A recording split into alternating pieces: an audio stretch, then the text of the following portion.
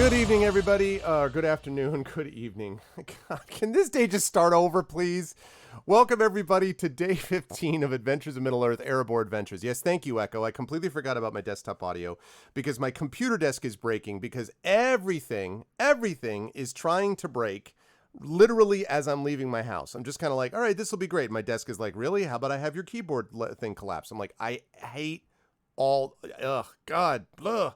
Anyway, my apologies for those of you who only heard part of that, the very last part of it, because I didn't realize I didn't have my desktop audio off. My bad.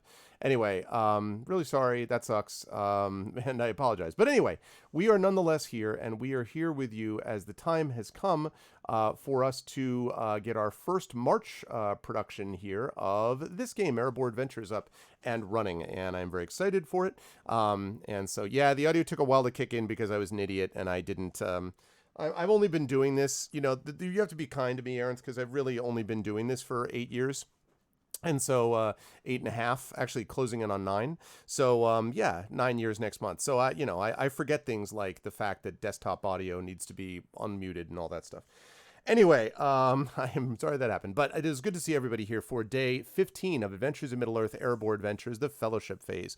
And before we go any further, let me just remind everybody about ways to support us here on the channel. If you haven't done so already, please make sure to follow the channel. Please check out our YouTube with !ArvTube, our Discord with !ArvCord. Twitter is !ArvTweets. Our website for all of this is arvineleron.com. On the financial side, sorry, just making a note about something.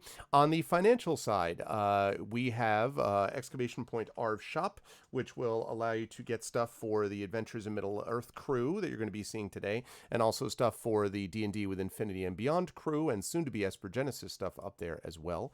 Arv Treon is the Patreon, where you can support us by supporting the Patreon. That is 20 patrons, 184 per month, and we're trying to get that moved up again, because that really is the financial backbone of the channel. It definitely makes a difference when people are able to support it. And then we have, of course, so that's Arv Treon. Good stuff for you and good stuff for the channel as a whole. And then, of course, we have the sub button, which is sitting right above that video window. Actually, I don't know if it's above or below the video window now.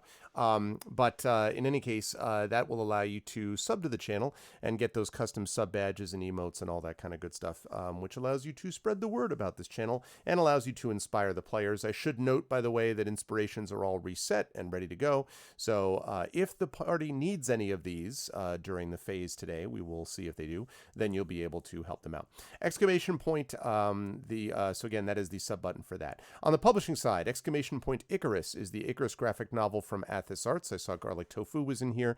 Very excited about some new stuff coming from Athos and me, about which you will be hearing very shortly, and it may or may not be related to a certain Kickstarter that I'm going to be mentioning, possibly. Athos for details, Icarus for details about that. The Arvanaut Inspirations one. Yes, I believe we do have those, actually, Aaron, although actually the person who we've been using is not supporting at that level anymore. So as of next month, that's not going to be a thing unless that person ends up supporting again, but we'll see how that works. But in the meantime, you have been given an inspiration, so thank you, Aaron. So we've got that. Where was I? So yes, Icarus for that. Library will get you Tales and Tomes from the Forbidden Library. That is my 5e adventure and source book from Alligator Alley Entertainment, with multiple people that have contributed to it. I realized the other day that Amar Amaraz, who is a player in Brandon O'Brien's Soundclash the Clampdown campaign, was one of the people that contributed to that, and I hadn't even realized that Amar was one of the people that had done that. So I was like, I completely forgot. And Amr admitted that Amr had also forgotten about the fact of contributing to that work. So anyway, a lot of great people from across the industry were supportive of it and contributed to it, which was great. And the print version of that is going to come out as soon as U.S. Customs decides that it can let go and not hold on to it, as it's now been sitting there for over 6 weeks, which is a complete joke. So I'm hoping that it gets here very soon, but I don't have any control over it, but I'm really excited for it. In the meantime, of course, those digital versions are available. and exclamation point Grayshade KS, my Grayshade Kickstarter. This is a big one for me that's going to be launching next month in April. Very excited about that, and we'll have more details about that soon. But that is launching a new IP, and I'm very pumped up about it, but more details of that to come. And of course, as always, exclamation point BLM. Yes, use it wisely. With great power comes great responsibility, Aaron. Exclamation point BLM is Black Lives Matter. Very important to continue to affirm and assert the importance of protecting and preserving Black lives. Details about resources and information available right at that link. And exclamation point Help Now, which is the World Health Organization's page on suicide prevention. Also extremely important that people support that as well. With that said, thank you, Echo. With all of that said, schedule-wise, we have got this show going on today until about 3:15 p.m.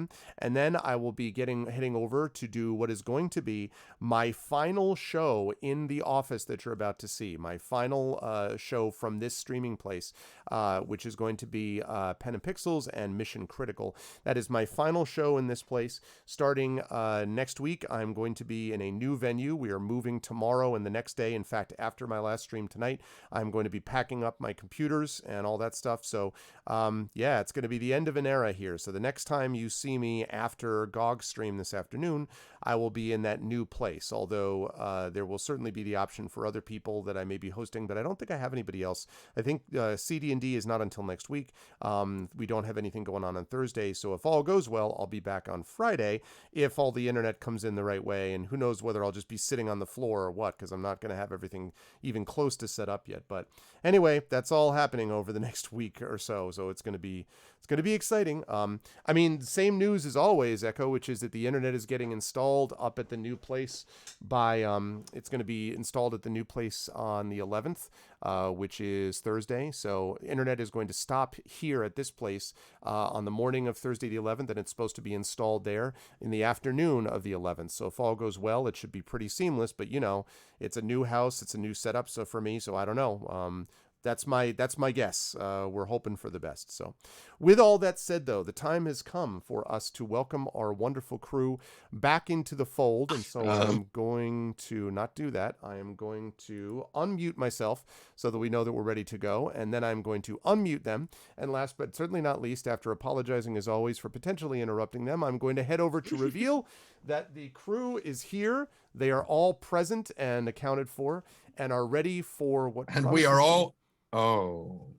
Yeah, see? I'm sorry, I'm repping Ministry of Coffee today. Eek. But while drinking tea. Well, that's yes. The hypocrisy. Instant cancel. I embrace a diversity of different things. Also, Ministry of Coffee serves tea in addition to many other tisanes and non-caffeinated, non-hot beverages. It's great. It's a lovely place to go. You can go to various locations, several in Ottawa, but also in we would love to be sponsored by Ministry. Yeah, can you cue the commercial, Greg? It's just gonna be like. Honestly, I think there's one in California. I'm pretty sure they have like one in California and one in the Emirates. I think somewhere far. California's a pretty small place. I could probably walk there. Got it going on. It is my great pleasure to have this wonderful crew of players for you, and I am going to begin with the gentleman right below me who has been speaking about this, who now has a mission. Your fellowship phase in real life is to go find, apparently, the Ministry of Coffee in California. But that, of course, is Trendane Sparks. Yeah, exactly. Well, not quite yet. Wait. After the adventure. Now you. Yeah, okay. Exactly. How are you doing, Trent? How's life in the universe with you, and who are you playing today?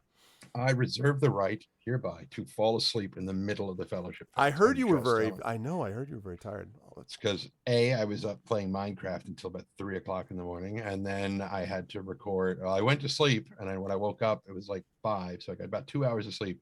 And so at 5 o'clock, I recorded the story that I'm narrating for Escape Pod for the April Fool's Day episode.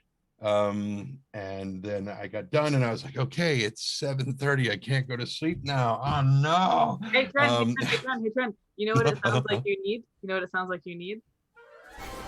Some coffee. Tea? I'm sorry. Yes. Sorry to interrupt. I should also say there is not a California location. There is one in Doha and one in Qatar. So yeah, not idea. quite. I think probably the ones. I know where in Canada Dachau are is. closer. Yeah. Oh, gee. Just very quickly, I wanted to say thank you to Dragon Spear for the resub Prime, 43 months. Thank you, Dragon. And Red Lear, the tier 2 sub, whoop, subscribe for 27 months. Closing in on the actually, no, not closing in on anything. I was about to say closing in on 2 years, and I was like, no, they already passed 2 years, so that's ridiculous. 27 months. See, 20 who else did 27 months today? It was me. Yeah, that's right. It was Thank me. you as well, Trend, for the resub. I appreciate that very much. Thank you to Trendane, to Dragon Spear. Thank you, Red Lear, as well, for that tier 2. I appreciate it, man. Thank you. You're in reverse. Yeah, I know. Thank you, everybody. Okay, sorry. On you go. Your discussion about and thank you to Terry Tunes for subscribing with Prime for 32 months. All right, so thank you everybody who's been subscribing and resubbing and being awesome people And interrupting. And no, listen, I'll take that interruption. Yeah. And and I'm glad that none of you will actually be refunding any of it, just so you can, and I quote, get a shout out. If you have been following the latest brainstorm from the powers that be here at Twitch, you'll know what I'm talking about. Ugh. Anyway, so yes, Trent, you were talking about something, and then we got into a discussion of tea and coffee. Yeah. And I believe is what happened. And, But I am playing Yes. Thane Tawny Bear the Hearthmender, dwarf friend. I got it all in one shot. Yay! Nice.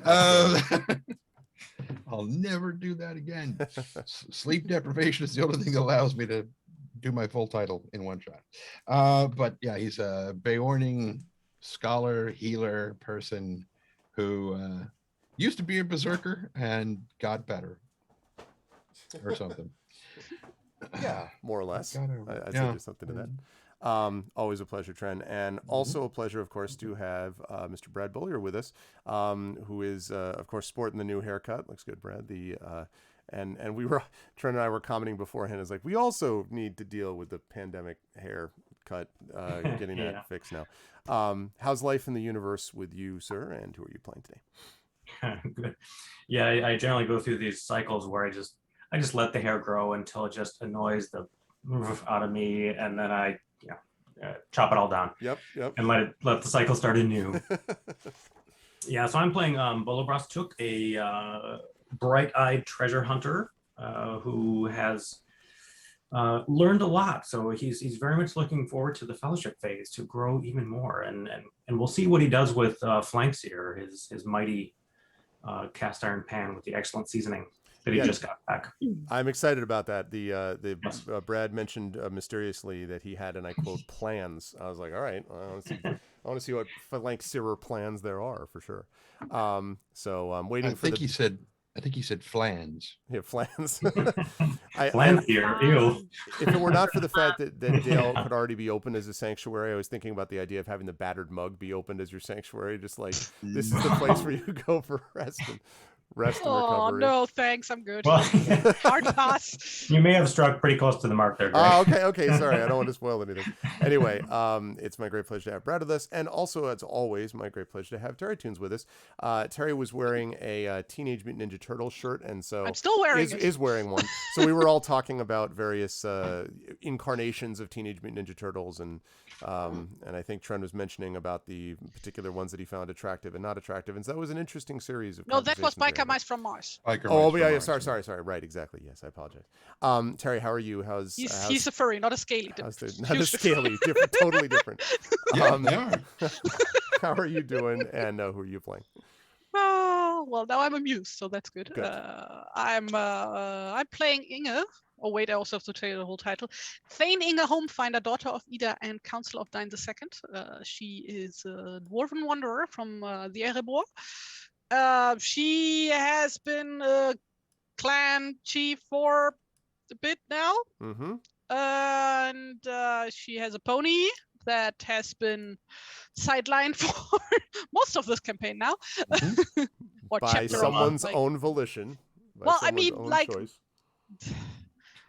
I didn't put plot armor on this thing. You were the one that was like, every adventure, Stone gets scored along his side and risks his life, and there's Lilliman sitting back at the stable, chewing some sugar and apples, and just living his best life.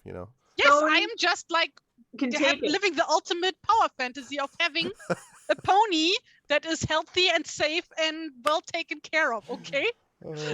Actually, Don't judge me. Lilimon Stone did does get not injured appreciate once. you trying to pit the aminals against each other. He growls, low in his throat. Driving a wedge between the animal companions of the yes. So it is a great pleasure as always to have Terry with us, and last but certainly not least, a very great pleasure to have Amal with us. Hello, Amal. How are you? And how's life besides having tea and wearing Ministry of Coffee shirts? And who are you playing today? What is life but drinking tea and wearing Ministry of Coffee shirts? Yes. Yes. Things. What are things? I am delighted that Blaseball is back. Blaseball is Your new season? yes, a new season. I mean, it came back after a grand siesta that lasted several months. It came back last week. So last week was the year of season 12, and now we are in season 13. The Houston Spies are excellent. They are the best. They're not the best. They are solidly in the middle of the pack, and that's great.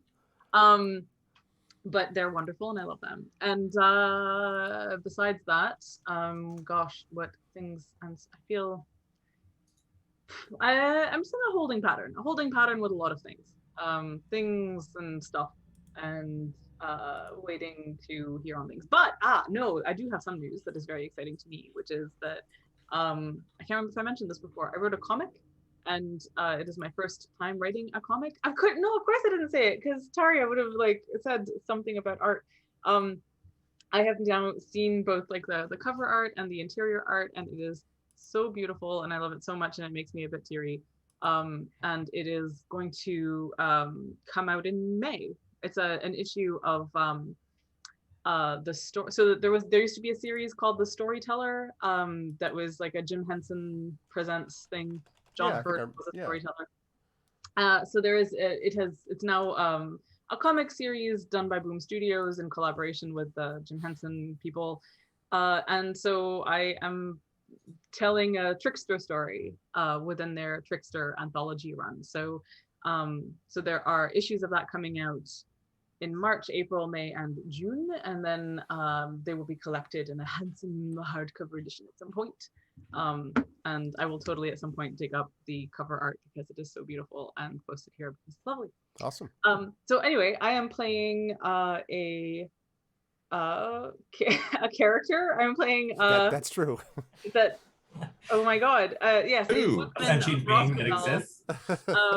Called the River. The River is a fighty bard who sings with voice and 2 axes, and also has a faithful hound of Mirkwood named Stone, who definitely does get into a lot of painful situations in these campaigns, but is the best dog. Is so good. Oh yes. And thanks to Tawny's tender administrations, also usually so far, knock on wood, has come out of them. But I keep on wanting him to go into the nice place where the Lemon also is, and just keep him safe. Yeah, he is the goodest boy, as we all know. It is awesome to have Amal and everybody with us. And with that said, let us talk a little bit here about what we're doing in our session today, as I fire up some Willow in the Light. So I don't really need to do too much of a recap of last session, other than to say that the finally the terrible bandit Longo was finally brought to justice. Longo and Clovis were proven to be one and the same. The mystery of the Silver Needle was somewhat unraveled, although not completely, in that it is still unclear as to who exactly was ordering Clovis / Longo to do what it was that he was doing in acquiring things like the Silver Needle. So it's not fully solved, but Tawny has been able to administer some relief to the Queen, who has begun to recover, although, as we will talk about, as I'll set up at the very beginning, not entirely, but I'll come back to that, but has begun to recover, and indeed the large conspiracy of trying to poison many people through the use of this thread that was being poisoned over time has been successfully that thread has been cut. Thank you. By I'll be here all week by the incredible fellowship of Heroes of Dale. In addition to that, of course, there were other advantages and things that happened with the party. Brindle and the Broken Stone regulars are now definitely friends of the party, and specifically Bolo, who has now some contacts, I would say, within Broken Stone. Inga was able to not only successfully help unravel this mystery, but also is waiting what may be some imminent adventures with dwarven kind, specifically focusing on perhaps the Iron Hills even, but we'll talk more about that as we get there. Tani, of course, as I mentioned, was doing this healing in the first place, and so was feeling, I think, I would assume was feeling pretty good about being able to actually render it. It's like, the hell with the people. Yes. I'm going to guess that there was some small measure of being pleased about it. And the river was able not only to defeat help defeat this terrible conspiracy, but also was able to speak on behalf of someone who may or may not become a friend of theirs down the line. This one Vig, who the River and Inga both saved, spared, I should say, rather than either turning over to the authorities and killing someone who had previously worked for Longo. There are still some loose ends that are left to tie up. Not only the question of who ordered Clovis and Longo to do this in the first place, but also the presence of this black scabbard. Now, they removed this by having this brought back to Radagast. And so it is being brought to Radagast to sort of look at more closely. But the black scabbard has not, at least at the beginning of the session, been destroyed by Radagast. So there's still this question of where the black scabbard, how that may tie in. Although, apparently, according to Longo, this may have come from a barrow, and so it may have something to do with that this was involved in. But in any case, so as we begin today, though, we are in a fellowship phase, basically in between adventure phases. And I will mention, hold on, I gotta move windows around. Don't. She turns her thing. Well, never mind. Oh. Yeah. Well. Sorry, I'm fixing my hair. No, that's totally fine. I just realized. Playing Tani will be apparently Terry, and there we go. I almost got that right, except now Inga's playing me. I am a tall man with a mighty bushy beard. I thought that pausing my video wasn't going to ruin everything. It really shouldn't, though. It's not your fault. It should not do that. It's things. I thought it was going to be just like stepping away. I wish it would just fix the one stupid.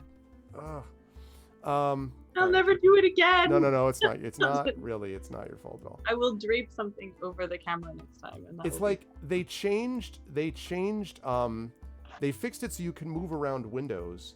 So in Zoom, now they just made it that it just doesn't go back to where it was. So I end up playing this bizarre, scatter window theory to do things. That's close, except I'm not Bolo and Brett isn't the river. Other than that, perfect. Sorry, this is really entertaining. We'll be doing this for the next couple hours. What we could do is each of us could turn off our camera and we just turn them on in sequential order, and we'll be all lined up. That thing at all right now, you will have a fellowship phase to not want. I'll tell you right now. But that means I get to go to sleep. So. All right. Well, I'm going to just lose my insecurity.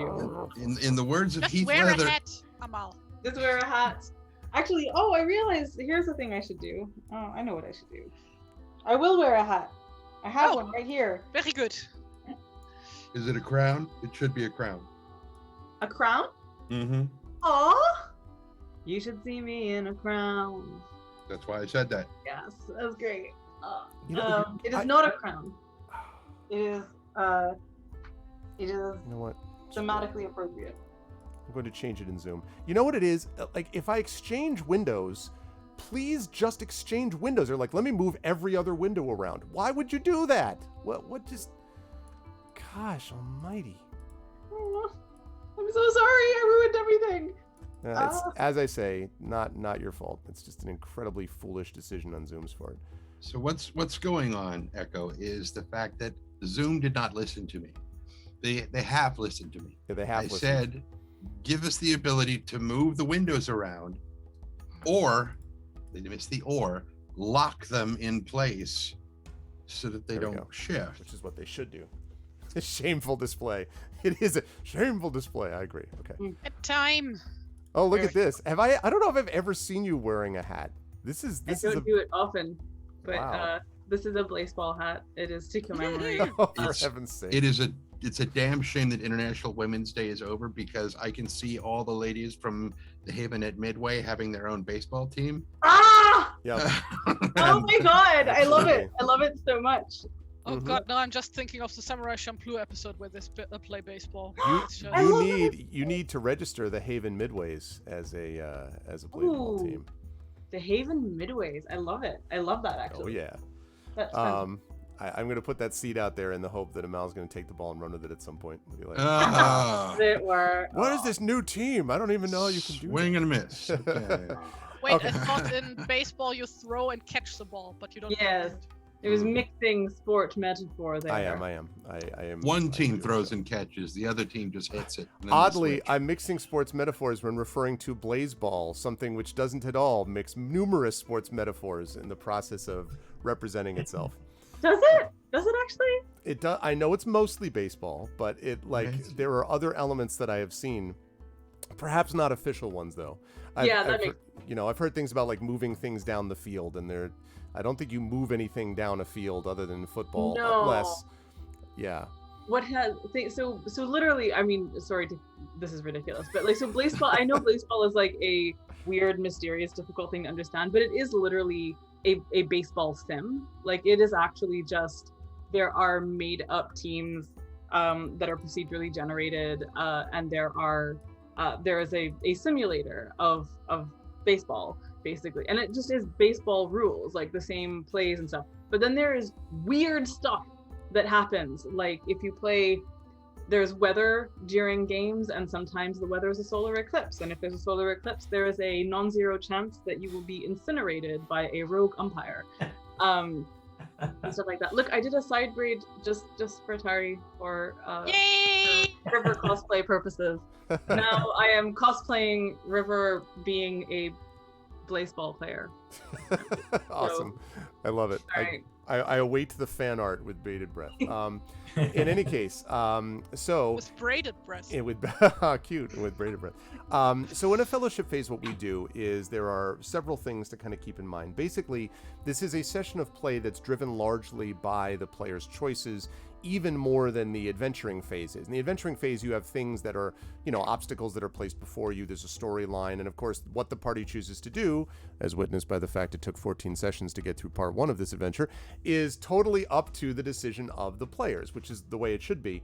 And in this particular stage, it's really up to the players in terms of how they want to manage things. Now, I will let the party know that the events of the Silver Needle happened in the year 2957, and they happened during the spring, I believe, of 2957. So the next, I beg your pardon, the end of the summer, my bad, the end of the summer of 2957. This adventure, the next adventure that they're going to be going on, is going to be set in the summer of 2958, so a little less than a year later. So that means the fellowship phase is going to be about 9 to 10 months in duration. So during the time of the fellowship phase, there are a number of things that can be done. And I'm going to go through everyone individually to tell me what it is that you want to do. First of all, at the beginning of the fellowship phase, all players recover all expended hit dice and all of their hit points, and remove all exhaustion. So if any of you are suffering from any of those or lower, you should immediately bring your hit points back up to normal.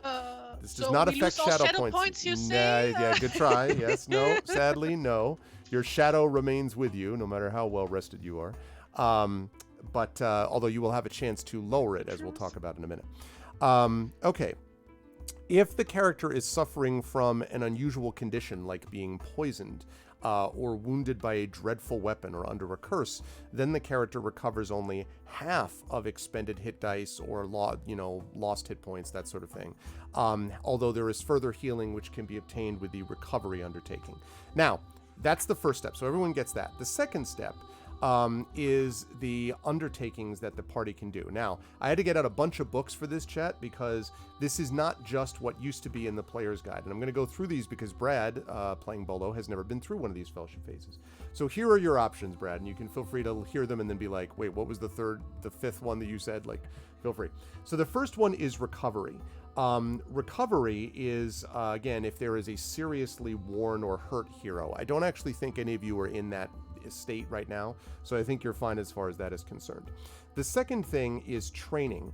There are certain cultural virtues that offer a chance to change or improve or expand on how they work if a character spends an undertaking learning how to further utilize them. And so developing a cultural virtue that you may possess to enhance its power or strength is something that you could do. You can gain a new trait, and this is basically where a player hero chooses to change something fundamental about them and to alter their distinctive feature, which is a specialty or a hope or a source of despair.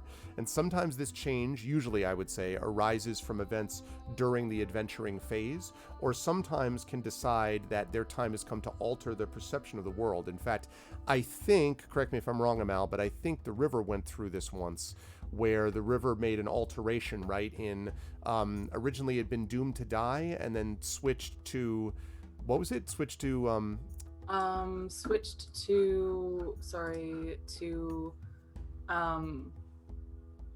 Lifted to live. No, I don't. I think it was that Doomed to Die had a certain like effect on the distinctive quality or specialty or hope. No, it was hope and despair, right? Mm-hmm. Like came from Doomed to Die.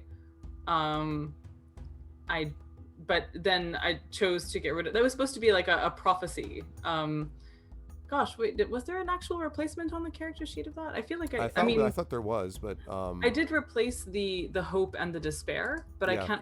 I don't see the thing that is what they derive from. Oh. But the point was that she did literally die, or like narratively die, and so it seemed like that was a kind of fulfillment of the prophecy, and for her character it made sense that she would then kind of see that as like, okay, well, the bad thing happened and now I don't know what's going to happen from here on. Yep. So that's another option that is available, is to gain this new trait. Now, healing corruption, which is very popular for players during the fellowship phase, basically what addresses the question of shadow. And there are different methods of healing corruption during the course of time. Now, Bolo does not have any shadow points, but of course the other characters do. Tani has 4 shadow points at the moment. Stone even has 1. The River has 7, and Inga has 6. So these shadow points obviously can have an effect because they accumulate over the course of the adventure, and you can get to the stage where something very bad can happen if they get high enough. And so healing corruption basically allows you to make an insight ability check, and if successful, the character is able to remove 2 shadow points. If the ability check results in a very large total, they can remove 4 shadow points. So that can have a real significant benefit to this. The other thing is that heroes who are attempting to heal corruption within a sanctuary make their ability check with advantage. And the places that we've talked about, which are sanctuaries, include Dindy's Inn, but I don't think anyone's going to go west of Mirkwood to go there. There is, of course, the Lonely Mountain. Erebor itself, I believe, is a sanctuary. Haven at Midway, obviously, is indeed a sanctuary, and the party may choose to go there. But when you do this in a sanctuary, you make the check to see if shadow is recovered at advantage. So that's one of the go-tos that people often use. You can meet a patron, which is often of value, where you can basically have one of the figures you've met, like Bjorn or Bard or Dane or one of these characters, can then act as a patron. Radagast. These can all act as potential patrons for characters, and they have benefits, obviously, to being patrons in terms of what they allow, the aid that they can offer the party, and so on. Particularly important, by the way, for many of these things, because as a reminder for people, in this game, you cannot long rest except at a sanctuary. So that's a big deal, and it's one thing that really affects the way that the party operates. They have to think about where sanctuaries are ultimately going to be, especially because they're not going to stay in Dale forever. They're going to be leaving Dale and going elsewhere. I already mentioned sanctuaries, so one of the undertakings that a party can do is they can open a new sanctuary if one is available to them. I'll talk about whether that's possible in a little bit. They can receive a title, basically, which means that the party can go and ask for a title to be administered to them. We've talked about things like the Hero of Dale. We've talked about Thane, Council of King Dion II, etc. Those things are all titles which the party can receive, and that also gives benefits. In fact, I think the Haven at Midway, if I'm not mistaken, was land that was originally technically granted, and then the party chose to shape it this way. And so that came out as a result of a fellowship phase. And then one which Tani... Continue. I'm sorry, say again? Banhammer. What? Oh. Banhammer. Yeah, boy, look at that. A lot of them all at once. Oh, Mm-hmm. we must be a big deal here. Wow. A whole flood. Thank Oh, you. dear. And goodbye. I thought you were saying Banhammer as like a thing that had been achieved during a fellowship phase. Yeah, that's a fellowship. It just phase, is was. Banhammer. Yeah. Yeah. Congratulations. I thought it was like an artifact of some sort in the game. And The there's hammer of Banhammer. ban. Oh man, the Lord of the Rings would have been so different if there was a hammer of banning, I swear. Hey, Garlic, no, I can never be famous. Well, Nope, I you'll never mean, be. like, I guess you could. Well, he didn't use a weapon for that, right? He just like basically flung Morgoth out of like the world. That, right? yeah, see. Eru, Exactly. I mean, That's but a he had a bad hammer, hand, so you that know. could be, maybe. I guess like it's hammer adjacent. Oh my goodness, what is all this about? We're Someone- just famous. I guess, yeah, apparently. You keep concentrating on that. I'll Yeah. chat. Okay. Okay, yeah, thanks, Terry. So, all right. And then the last thing, which Tani has used at least once, if not twice, is to research lore, which basically means that you are able to, the hero can consult manuscripts or libraries or the minds of the wise to search for answers to specific questions. And after completing the undertaking, the hero may make a history, nature, lore, or riddle check, ability check, with advantage. And if it succeeds, then I, the lore master, am obligated to answer 3 of the player's questions concerning a topic relating to that skill, so that particular question, used. And if the check fails, the player hero will still learn things, but 1 or 2 of those things may be false or cryptic or misleading. So that's research lore. So you're like, okay, so basically to summarize, you have in the original, you have recovery, which is healing. You have training, which allows you to expand the effect of a cultural virtue. Gaining a new trait, which means a big change to one's fundamental personality, one's character. Healing corruption, which is fixing shadow points. Meeting a patron, which is meeting someone who's going to be able to help aid them in future adventures. Opening a sanctuary, which will allow them to long rest within such a sanctuary. Receiving a title from a particular culture, like elves or dwarves, or researching lore.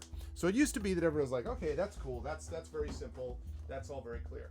And then we expanded upon it because Arv has to go get other books. So there are other phase undertakings as well. In Lake Town, for example, there is a fellowship phase undertaking. Player heroes who spend time in Lake Town can go to the market pool, take advantage of the largest market to be found in the north, and spend some of their accumulated wealth to gain some useful items.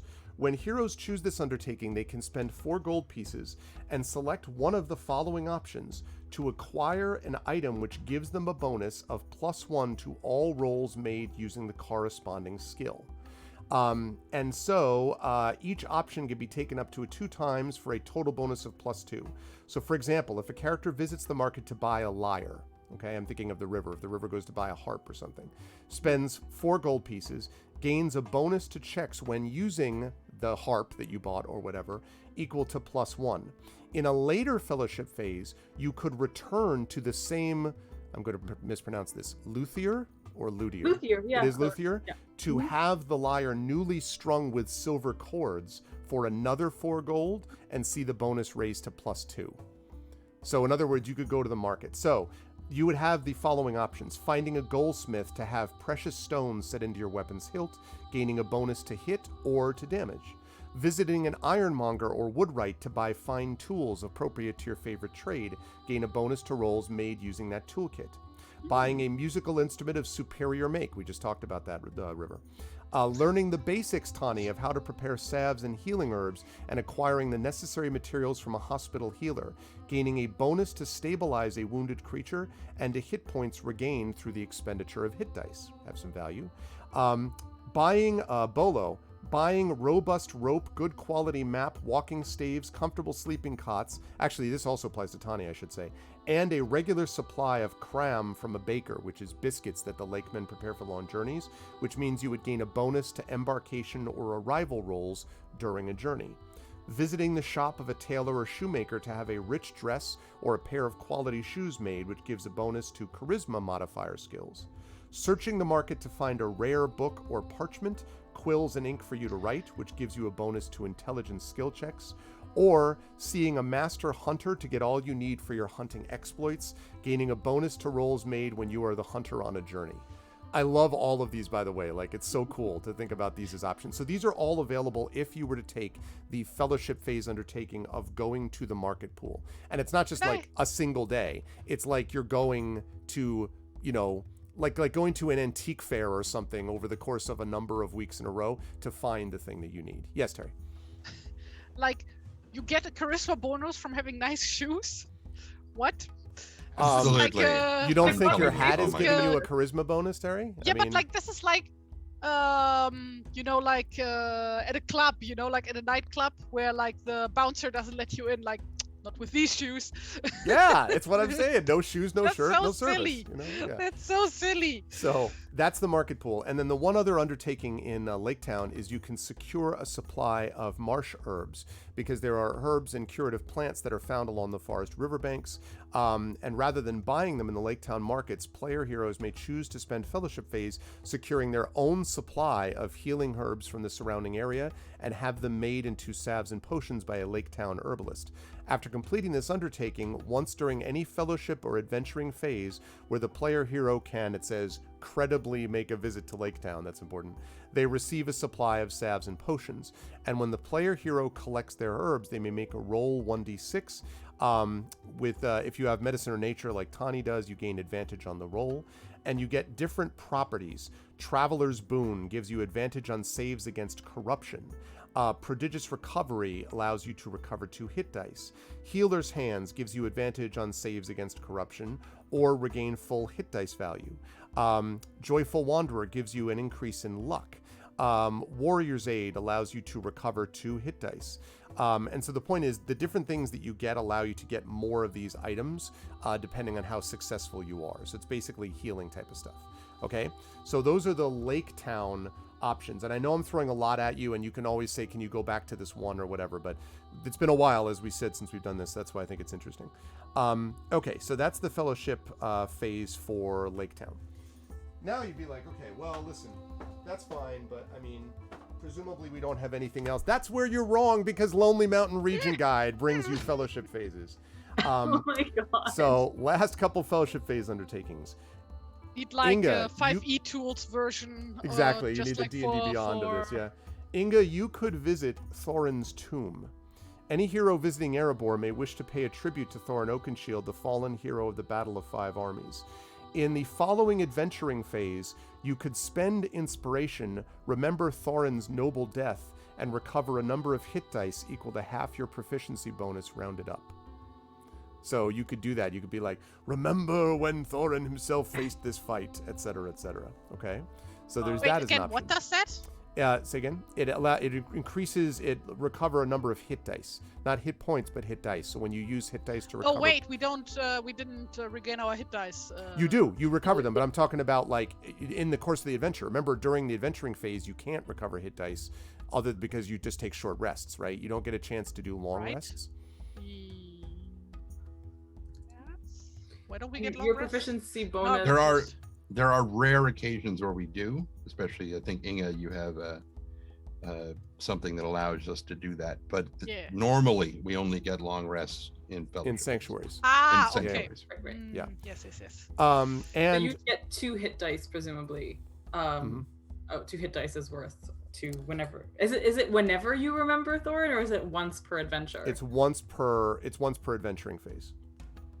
Yeah, and it's actually in the following adventuring phase. So theoretically, I don't know if you could always be like, let me remember that again. Like, I think it's just the next time To you could. refresh the memory. There's also one which is only bardings, which none of you are, or dwarves, which is pay homage to the ravens of Ravenhill. And when you do this, it gives you the opportunity. You basically spend time with the birds of Ravenhill, Inga, is what this means. And by showing deference to magnificent birds there, you could gain the friendship of a raven. Choosing this undertaking gains the hero the opportunity to summon a raven during the following adventuring phase and ask it to perform an errand. After it completes the errand, the raven will return home and not be available again, so select your request wisely. Also, I don't think you already have the Ravens of the Mountain's Virtue, right? I don't. If you had the Ravens of the Mountain Virtue, taking this undertaking would allow you to basically you would get a Raven companion, which could be sent to harass one foe, causing it to have disadvantage on attack rolls for the duration of the battle, which is pretty badass, let's be clear. But, so yeah. Werehawk, except it's Were-Raven. It does so by peppering it with questions. What are you doing? Are you fighting? I am How are you Roak, son of God. Yeah, exactly. Where are you from? Okay, so that's the fellowship phase. But you thought you were done. You're not. There's also a couple of others within the same book, though. For example, there is in Dale, you could commission a smith of Anvil Way to customize a weapon or to purchase a new dwarf-forged weapon or suit of armor. We'll get to that if we want to do that. You've already done it once before, I think, so I'll come back to it if you need to. Join the King's Hunt. You could join King Bard on one of his hunting jaunts, and if you do so, the hero gains a deeper understanding of the wilds surrounding Dale and has advantage on skill checks required if serving as hunter during a journey that takes you through the northern Dale lands or the upper marches. Are these still dwarf specific? No, these are not. The only one was that one Raven one that was dwarf specific. These are all for anybody. Offer counsel at the royal court. This may be narratively appropriate, actually. A hero spending the fellowship phase in Dale may choose this undertaking to spend time at the royal palace and share the insight with the court. And this undertaking can only be heroes with the title of Thane who have a proficiency bonus of +4 or higher. So that would basically mean Inga or Tani would be able to choose this. Again, narratively appropriate. And by doing so, the hero has advantage on any introduction checks done with bardings for all of next year. So once you have that, the minute you run into a barding, they immediately are like, hey, you're awesome because of this thing. Stay at the Missing Scale, a tavern that none of you have been at so far. If you spend a fellowship phase in Dale doing this, you can make a persuasion check. On a success, you win a rumor die, and if you succeed by 5 or more, you earn 2 rumor dice. If you happen to crit, you get 3. A rumor die is a d4, which can be added to either history, lore, riddle, or shadow lore, and you can save those for use during the adventuring phase and use them at any time, although they do expire at the end of the adventuring phase, for what that's worth. Okay, and the last one in Dale, If I shoot an arrow, like a big black arrow into the Missing Scale, does just the whole thing die? Fall into the lake? Okay, never mind. Go on. I think I see what you did there. Oh, I see what you did Yes, there. yes. Oh, Clever. I Very hadn't cool. even. Of course, that's what it would be named Mm-hmm. after, as opposed to like. Yep, it's good stuff. Good stuff. I dig it. And yeah, Aaron, I mentioned this because of the mechanic. That's right. It doesn't happen during the winter months because remember, Fellowship is happening during fall, spring, and basically middle of the summer is when the next adventure is going to take place. So they do have fall and spring, not just winter. Okay, and last within Dale, take apprenticeship with a dwarven smith. A character needs a proficiency bonus for at least +3 because, and I quote, the dwarves will not suffer a completely inept student. Who sends the fellowship phase in Dale or Erebor may seek an apprenticeship with a dwarven smith. This would require you to make a traditions check to convince a dwarven smith to take them on. On any level of success, the character pays 5 gold pieces or the equivalent. And in return for a small fortune in a fellowship phase, the character can apply the lessons they learn to excel at the smith's arts. From now on, they are considered proficient with smith's tools, and if they were already proficient, they would double their proficiency bonus for any checks made with smith tools during the next adventuring phase. So a lot of these are things that you do during the fellowship phase affect, what happens during the adventuring phase. Okay. I think that's everything but one last one. The final one that you can do, the final thing you can do in a fellowship phase undertaking, is companions who spend a fellowship phase in Erebor or Dale can set out to examine the marvelous stonework of Beinharn, who's a great stone writer. Stonewright. This might otherwise be a cold, cheerless endeavor were it not for the beauty of the carvings. For the length of the next of the adventuring phase, describing the beauty of Beinharn gains a hero advantage on the introduction check in any audience with dwarves. So we talked about how to get an audience check bonus with bardings. This would get you an audience check bonus with dwarves. So, okay. There you go. So there's a ton of stuff. And I'll also take pitches for other kinds of things, but that's the general framework of what these would look like. So we only get one thing, right? Only get one of those undertakings, yes. Oh, man. But it's a whole year, you said. Only Why one did I undertaking. think it was 2? I was Nope. convinced that we could get 2. Nope. Damn. A single Um, undertaking. Well, I love that Did you we went have through all the trouble of describing all of that, and probably what I'm going to do is heal corruption. Heal corruption. That's fine. That's fine. I'm just throwing it out there. Aw. So, but we can't do one of these and heal shadow points. No. No, because an undertaking, one of them is heal shadow points. Yes. So I will begin with any of the 4 of you who are like, I totally know what I want to do with the fellowship phase. I'm happy to begin with you. As I will say, just as a general remark for like any I can't, is it still Cubicle 7? Anyway, anyone It's not. involved. Okay, anyone involved in Free the League game design of this game, I feel like this is strictly a kind of out of character commentary on the game itself. While I love all of the different options, I really feel like narratively there is a missed opportunity to allow characters to heal corruption through an activity that is meaningful to them, because it feels like being able to combine healing corruption with, like, not necessarily, I mean, potentially something, I can understand how like opening a sanctuary plus healing corruption would seem like too big a stack, but I feel like that kind of activity is exactly the sort of thing that heals corruption. I'm not making an argument for any of this, like in Right. this. It's because I have spent a disproportionate amount of time thinking about the mechanics of this game and the way that Shadow works, usually all to like the positive and stuff. This is just one instance where I really feel like it would gain so much poignancy if you could do something that your character was doing that counts as like laboring towards some kind of character something, but use that to heal corruption. And whether that's just allowing for 2 fellowship phase activities or not would be a thing. But anyway, it just, yeah. I think well, Free League is the one who took this over, and Free League has a actually Kickstarter which is either about to conclude or has just concluded of the One Ring, which was hugely successful. And they're going to be doing our version, Adventures of Middle-earth, next, probably later this year. At which point, I hope that I'm supposed to reach out to them again so we can talk about getting this thing sponsored again, I hope.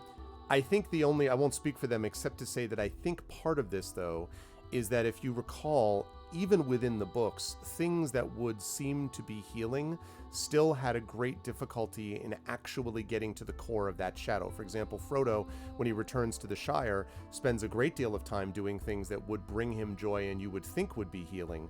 And yet still, the Shire was saved, but not for me. There were still wounds kind of at his center, which are difficult to handle. And so I think that's why they wanted to make this such a specifically focused thing. Like, you go meditate to really deal with shadow, and that takes a while. But yeah, I mean, I take your point. I personally don't want to house rule it, because there are so many things on which that kind of pivot around the use of shadow and how it manages, that if I sort of out of the best of intentions tried to fix something here, I might end up breaking something elsewhere. Like when we did the thing with flanking, for example, and I talked about that with you folks, Trent and I talked a little bit about it, because the danger is that by making an alteration to make flanking something which was more valuable, I could actually have ended up making it either more prominent where I didn't want it to be. Like, it's one of those things you push down on this one part of the mobile and everything else starts falling around. So that's why. But I think you're right. There is something to be looking into that about things that could be both. I think it would be interesting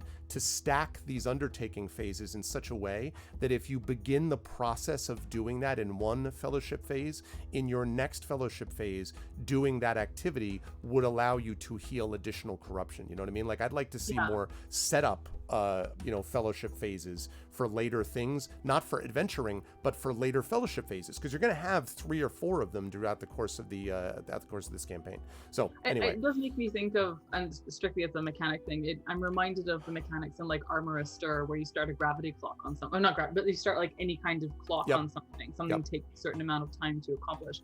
And some things can only be done in downtime, and I think that's like potentially. Anyway, I agree with you. this is also partly me talking to let other people think about what they want. Yes. My clever plan. No, I actually appreciate that feedback though for them.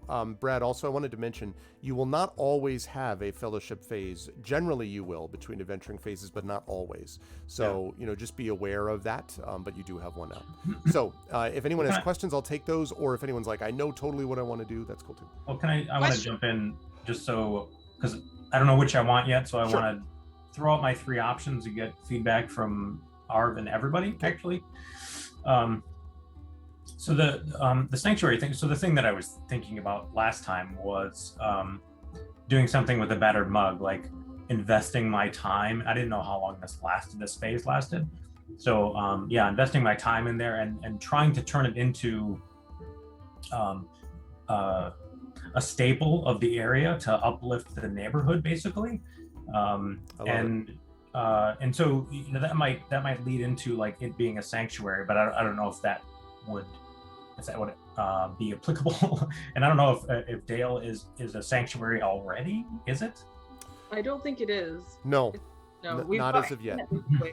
Currently, sanctuaries we have are Dindy's, we have the Inn, we have, thank you, Nonstop, for the tier 2 sub. I appreciate it. Thanks, Nonstop. Thank you, man. I hope you're feeling okay, dude, by the way.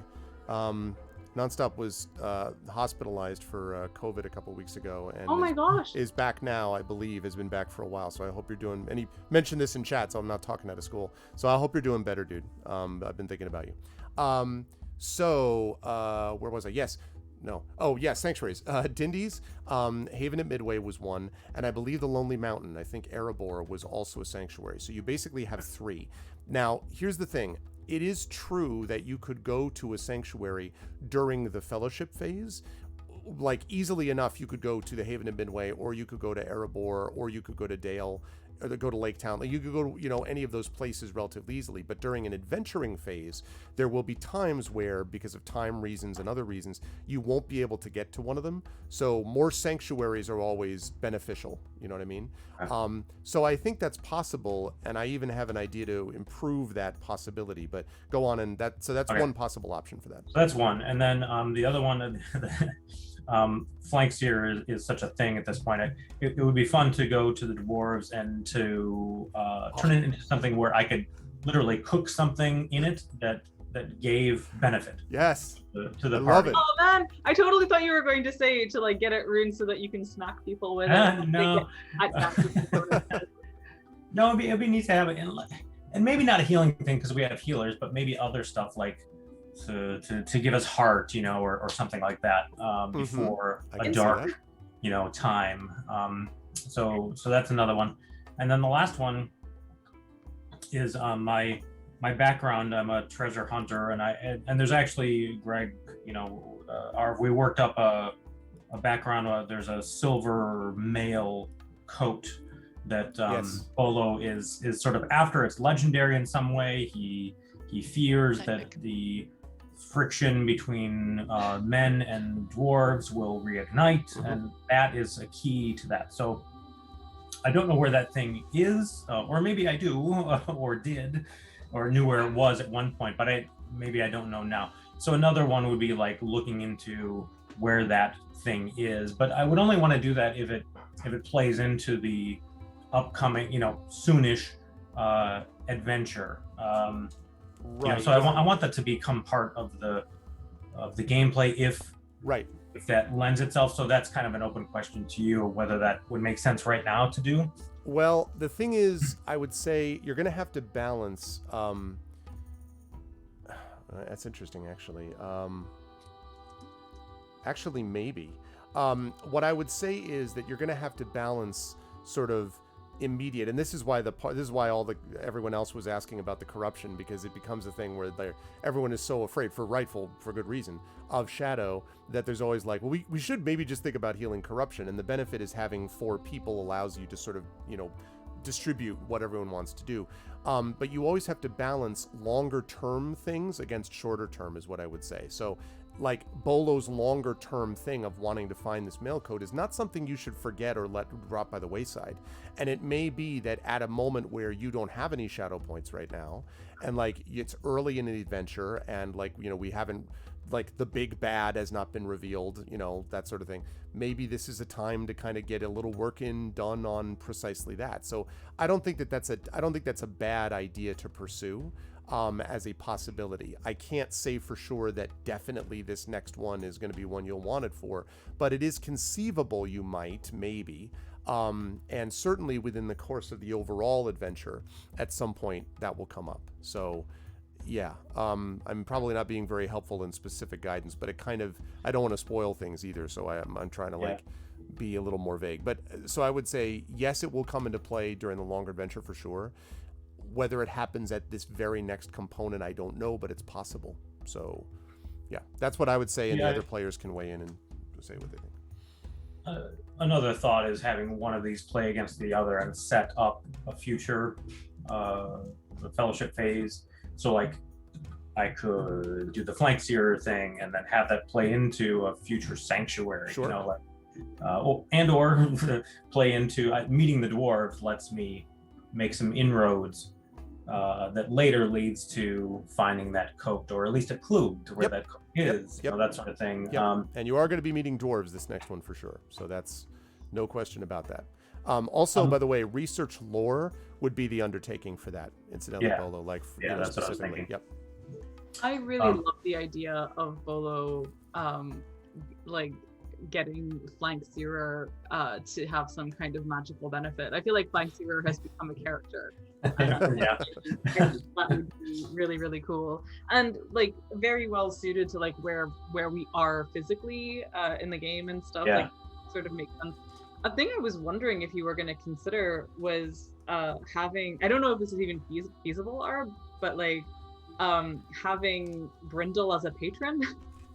I feel like that could actually be a good fit for Bolo. That's interesting. As a kind of like, yes, that's a good pitch, Amal. Yes, I would allow that. Yes, that's a good idea. What does a patron do again? So a patron would provide, allows you to basically provides aid to you. So in certain circumstances, for example, you might be like, all right, I know I'm going to, this place where there's sort of like this criminal underground or something. If I talk to Brindle, does Brindle have contacts there, or knows, okay, typically thieves guilds go and do this and the XYZ queue, and you could go get support from them, or might even be able to give you like a letter of introduction to like someone that she knows in that other city, that sort of thing. And perhaps even in certain circumstances give you even material benefit, like giving you a particular healing bonus, or like salve or potion or poultice, or giving you like a dagger or something like that. Yeah. I do want to mention about Flank Seer just for one moment here.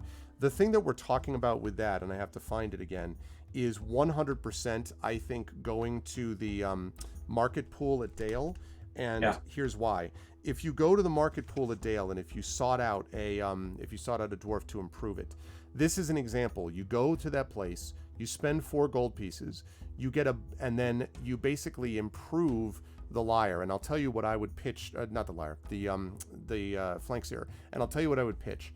If a meal is cooked using Flank Seer, then you can do that once during an adventuring phase, and it would give you, all of the players would get 1d4 of an inspiration die, which they can then use on a check. And once that 1d4 is used, it's used. But it starts at 1d4. If you then go back and improve it in a later fellowship phase, you would then end up having that improved to 1d6 instead of 1d... No, I take it back, 1d8. 1d8 instead of 1d4. So that would be a pretty substantial bonus, but that would require you to spend 2 fellowship phases doing this. But that would be mechanically how to achieve what you're talking about if you go that way. Yeah, okay. Well, I think, I mean, the Brindle thing is really interesting. I feel like I have the next 4 or 5 fellowship phases now mapped out.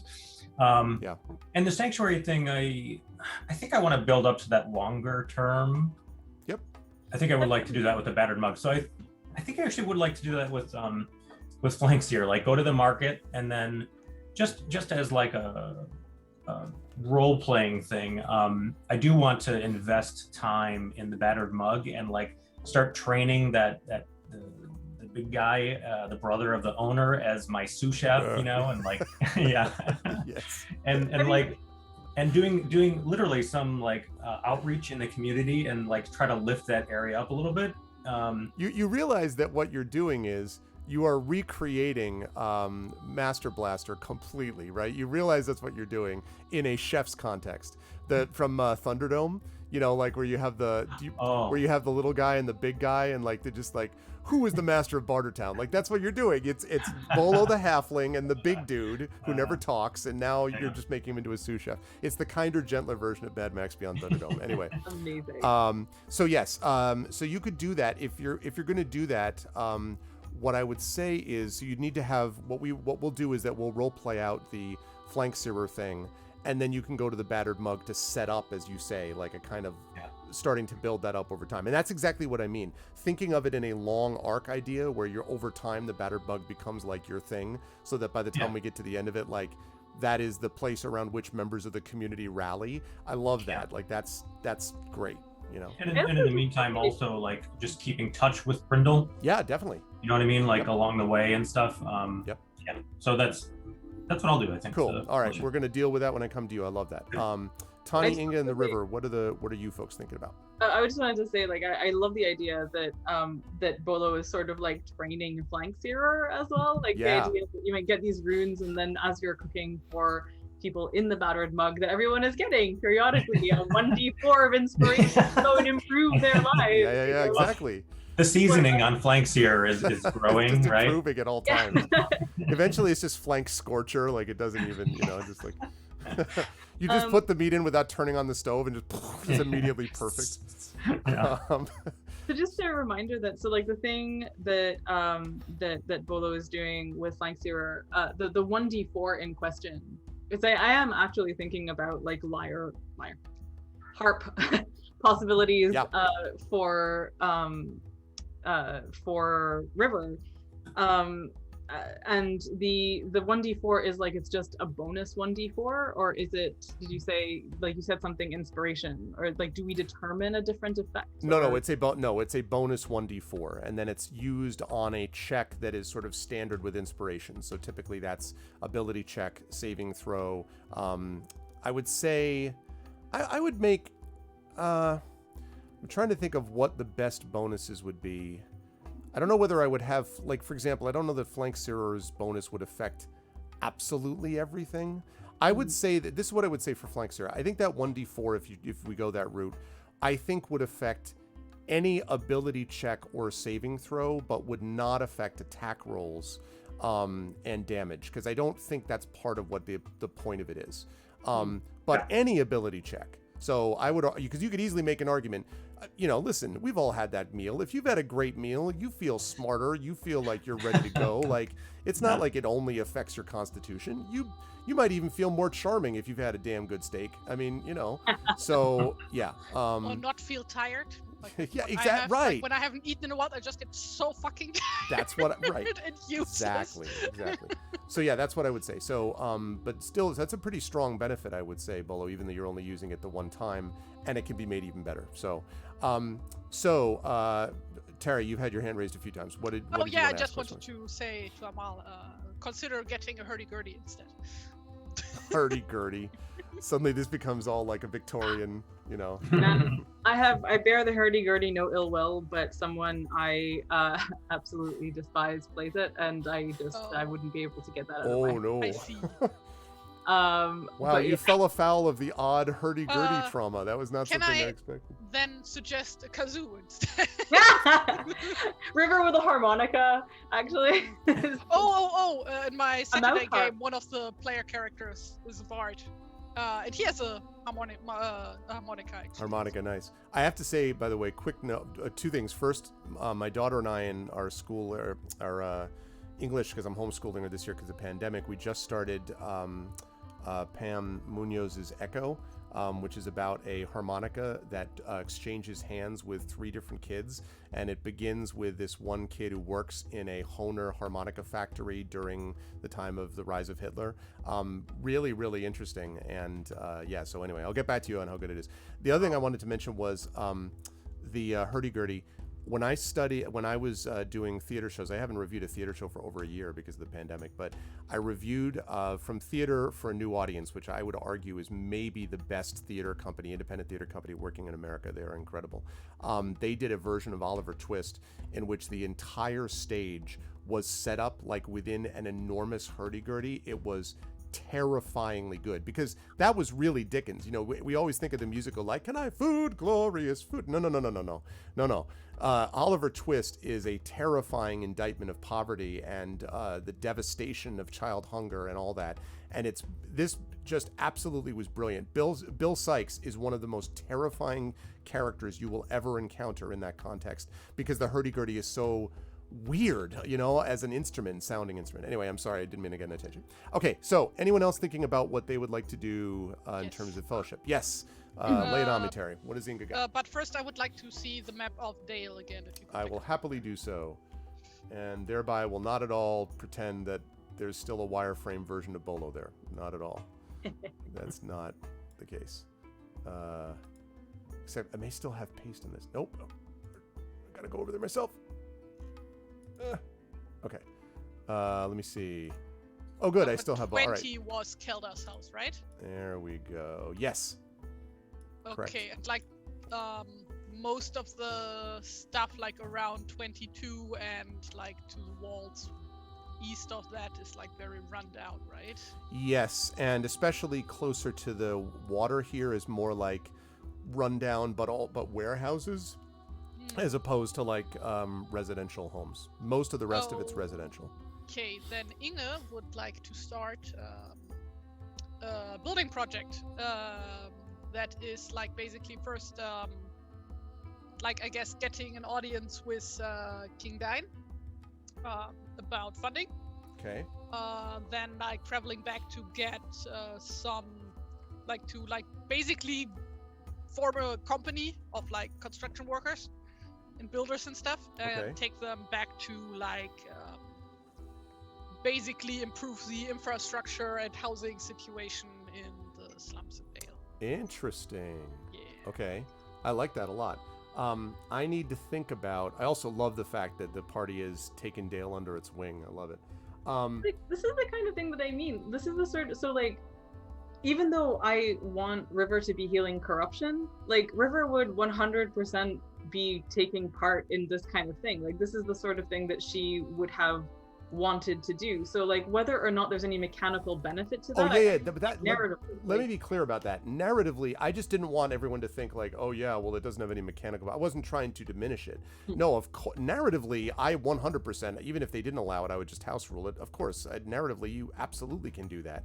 I'm in fact already thinking of that, since basically 2 of you have already independently said that you want to do something to help Dale, like Bolo with the battered mug and Inga now with this. So that's great. No, narratively, I 100% allow it. I just didn't want it to seem like, oh, but you can always pretend. Like, okay, come on. I just like, what I don't want is the idea that like healing corruption has to be isolating yourself in a room and meditating, as opposed to like actively engaging in a community. No, certainly you could do that as part of your healing corruption if you want to approach it narratively that way. It's just that since those things also can have other mechanical benefits, I didn't want to convey the wrong impression. But of course you can do that, yes.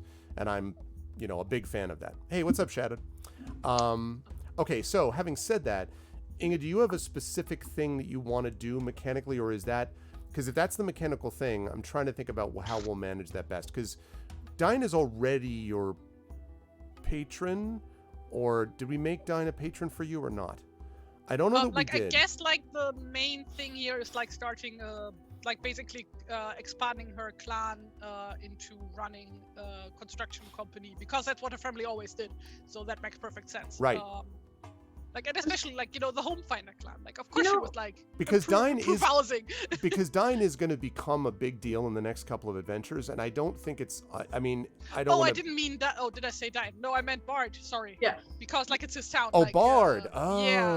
Okay. Can I, Because like, to suggest- improve funding and stuff. Like Yes. first like need to gather funding and stuff. Like, which I assume like the Erebor has like tons of funding. You could absolutely do that, especially if you wanted to mechanically combine that with the getting Bard as a patron. And Bard might be inclined to do that anyway, insofar as, or he'd be more inclined to benefit. Tawny does do that already. Because because Tawny is saving, is trying to save the queen. But I'll come back to that. So No, I mean like didn't he already do that? But like, didn't he get the title from Bard? Bard is his patron. that's true. Yeah. That's true. Yeah, I guess so. So The we whole already party have is it as covered. our I guess the patron. party's already covered. Can That's I true. make a pitch for interpreting this? Okay. Because like my sense is that what you're describing, Inga, might actually what you're describing for Inga is that the sort of counselor position thing that you brought up, where having taken part in the council, Already like Council of Dine. right, but this is the thing. It's like if this is the thing that you want to achieve in Dale, that like you do so through a kind of liaising with the municipality essentially of Dale and stuff, so that you are improving it, but you're also kind of getting kudos for doing that. Does that make sense? Like you guys first figured that out. I'm gonna check if like any of the virtues match what I have in mind. So maybe Okay. that works. Yeah, because one of the things that are possibilities too is that it could also provide an advantage to checks with bardings, for example. So we talked about that before, that there are certain things that can provide that. That's sort of like what you're doing here, except you're doing it in a slightly different way. But that would give you advantage to checks with bardings, which would include a number of the people who live in Dale. So that's also quite possible. Are there any extra virtues in the other books that you have? Yes. Oh, I should ask that too, just for future knowledge. Okay. We have such virtues as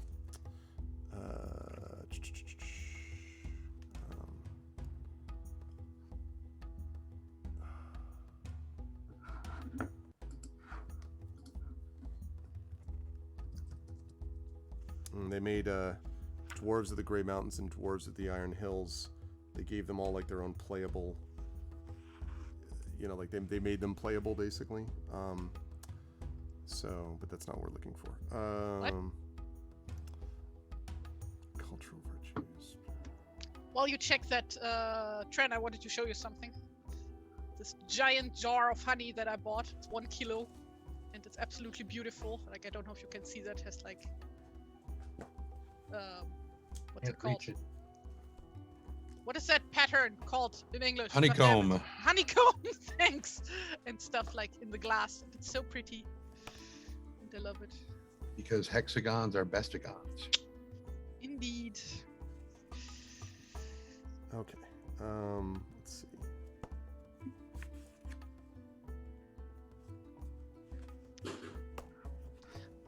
Would help to like actually own the other books.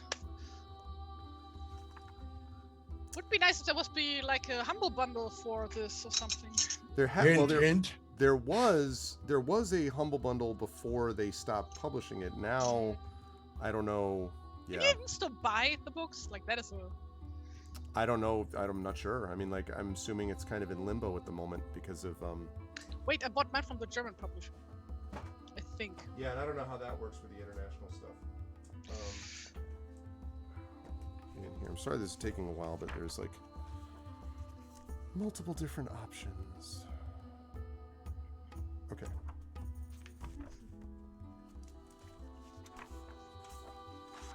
Yeah, I don't think. And still buy the books off. Oh, no, can't. Actually, no, never mind. Yeah, And I I don't. spilled tea on myself because I'm smart. Yeah, I don't think at the moment we have additional cultural virtues. One of the nice things about the way that the adventures are set up is that there are occasionally. But what about open virtues though? The well,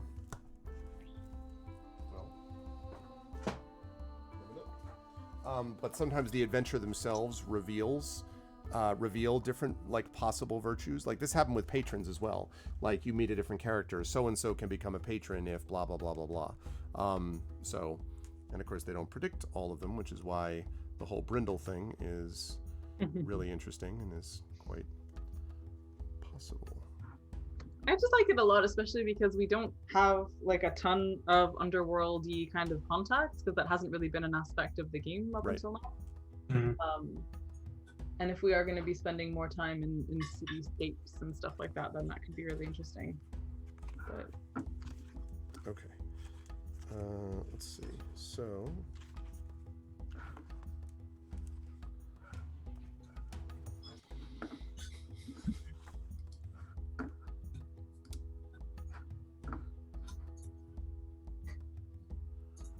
Yeah, so they do not have new ones.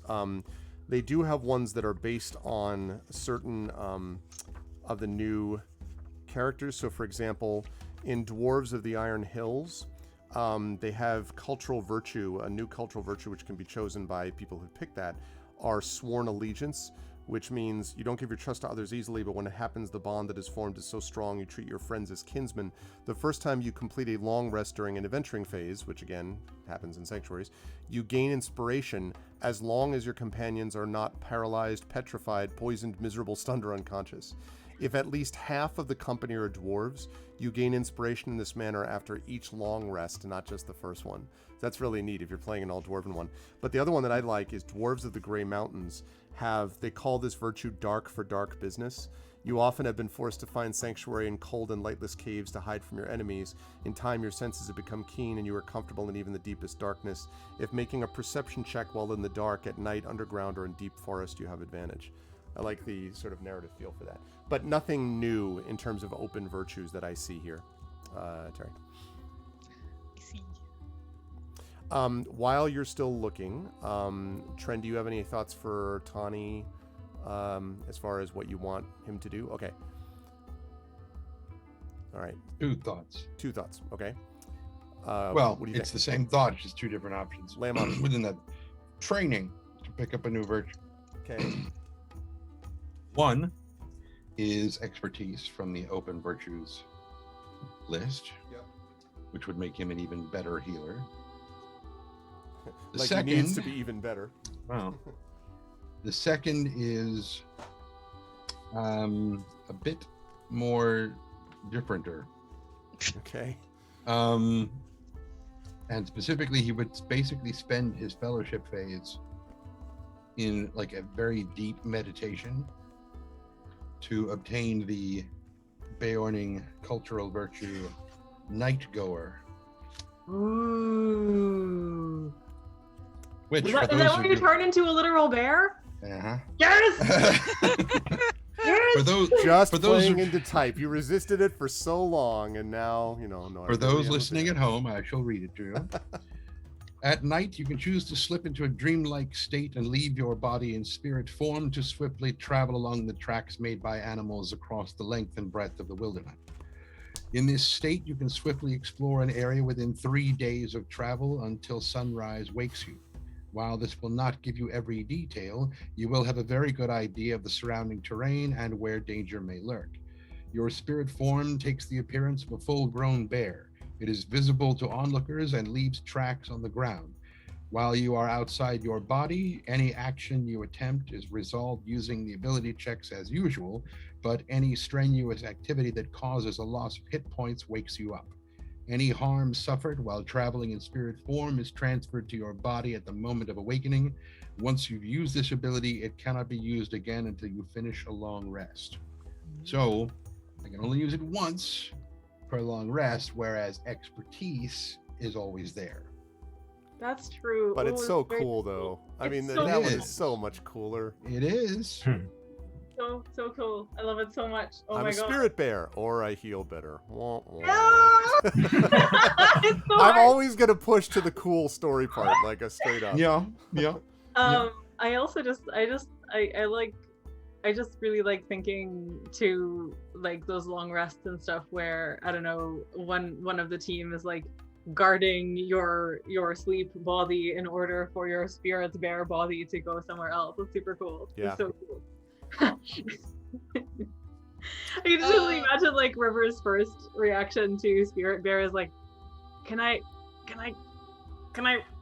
ride? I'm trying to avoid saying the phrase "ride the spirit bear" because I don't want to go in that direction. But like, but yes, it would be very cool. You could. It is a physical bear. And that would be so cool. Yes, once per short rest would be even better and overpowered. So the answer is no. Yes. But yeah, I totally see the dilemma.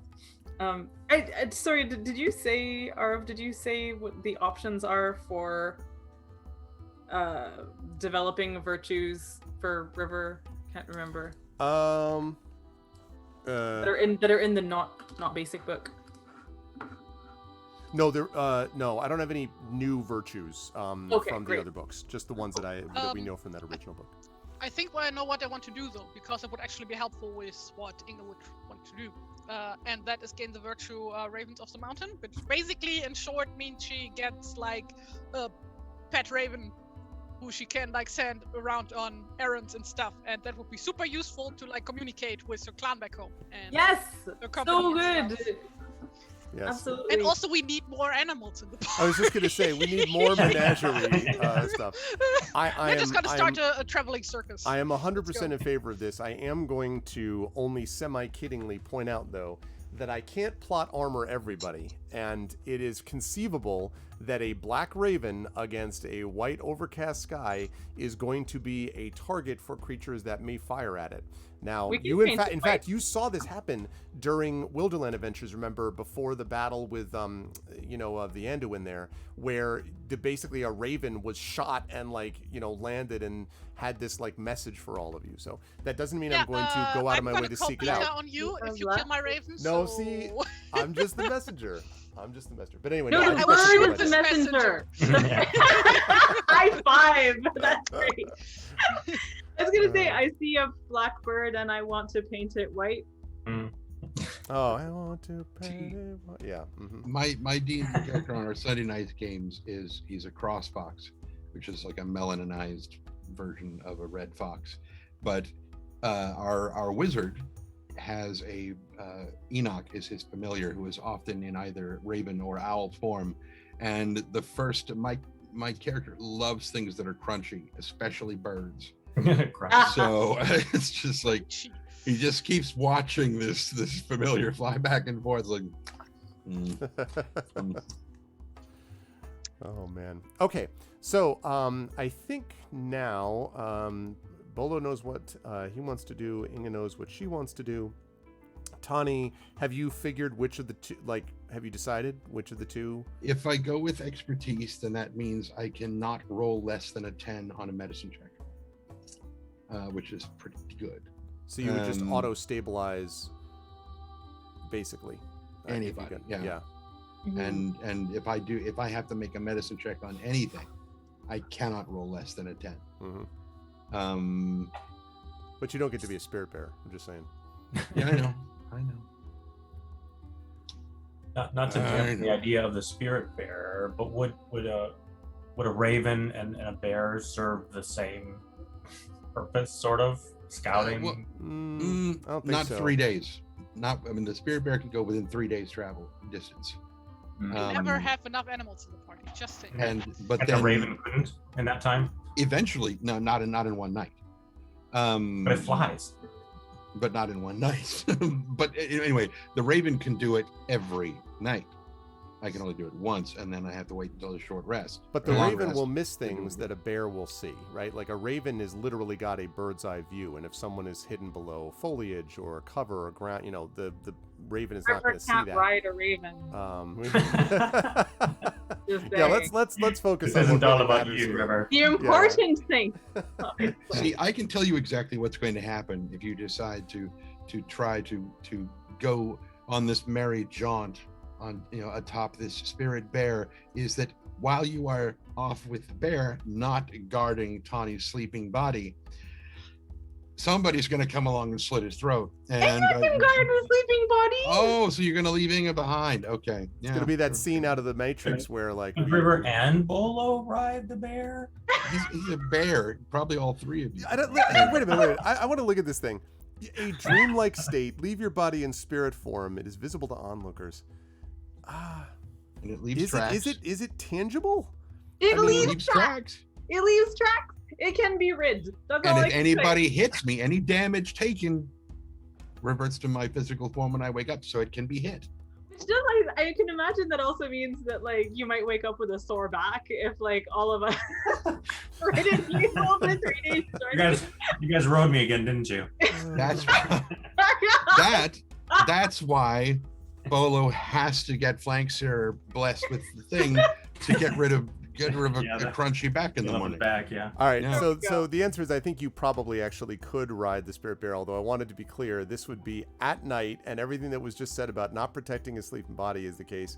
And this isn't like we're going into a combat. Quick, fall asleep. Like it's just like immediately like then it becomes some bizarre like his dark materials with armored bears and all this. Yeah, and since they would be awake all night riding this, spirit bear form, they would suffer levels of exhaustion come dawn. Mhm. I Yep. have a question. Sure. What was the name of the raven who died at the bridge? Oh. Matthew. No. No, that's the Hide down. raven. That's the raven that works for Dream Hold in on, I'll Neil find it. Gaiman's Sandman. I will find it.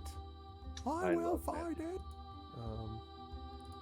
Just gonna start playing that thing from Zod and What was Man the of name of Steel. the town even again? I forgot. Seldom. Seldwyn. What? Crossings of Yes. the Seldwyn. I thought you said Belderwin. I'm like, no. Belderwin. Okay.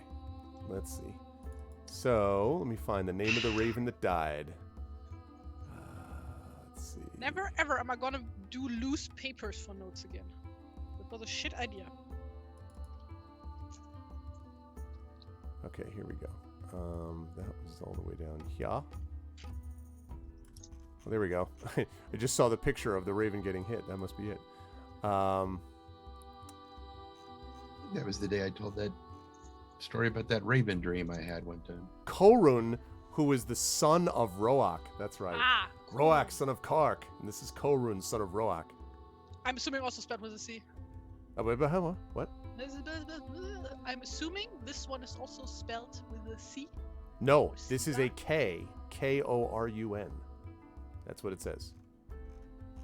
Also Which doubles as a Klingon warrior. Korun. Which reminds me of that It's episode a good day of to fly. Sorry.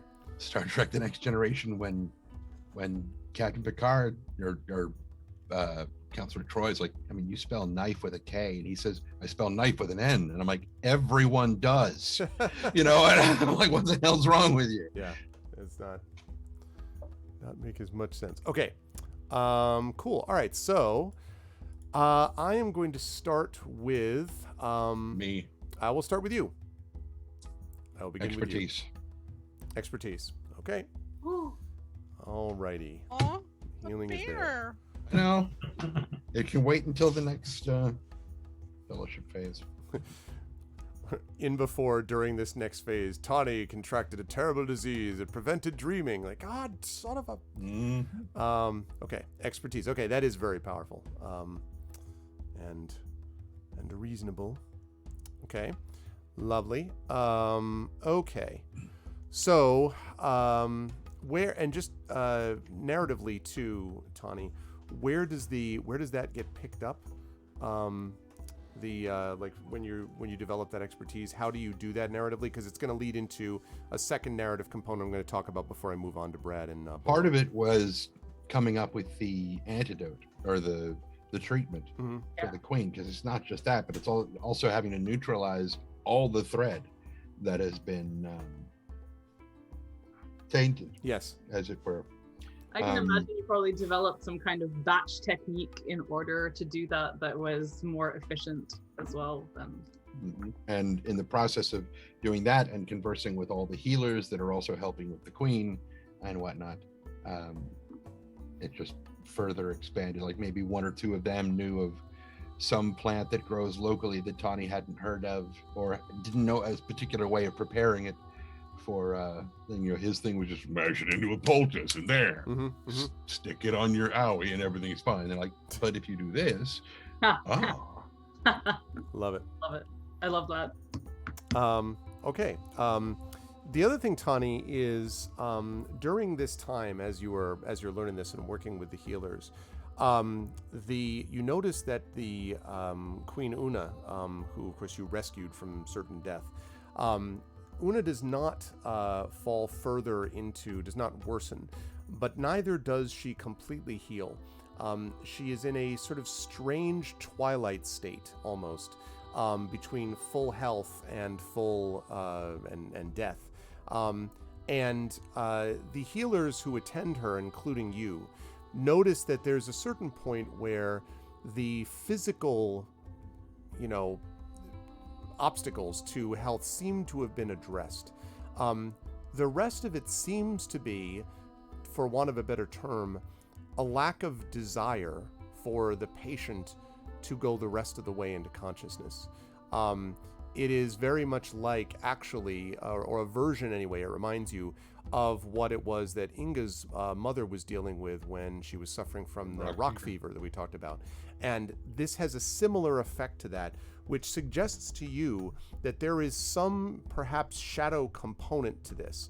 The thing that's odd, though, is that through consultation perhaps with the river and other experts in shadow, you don't believe that the poison itself is shadow cursed or shadow tainted. Like, it doesn't seem like that. But there is no question that there was an aura of shadow around the scabbard and around Longo's ability to, manipulate people in the way that he did. And so that continues to be a concern. Bard's mood lightens considerably. He is still very worried, but he no longer spends every waking second at his wife's bedside because he now at least feels that she's out of immediate danger, which means that he's able to go out and starting attending to things more do actively. his freaking job. Yeah, basically. So he goes back to that and is quite grateful, of course, to the party for having been a part of this. Really?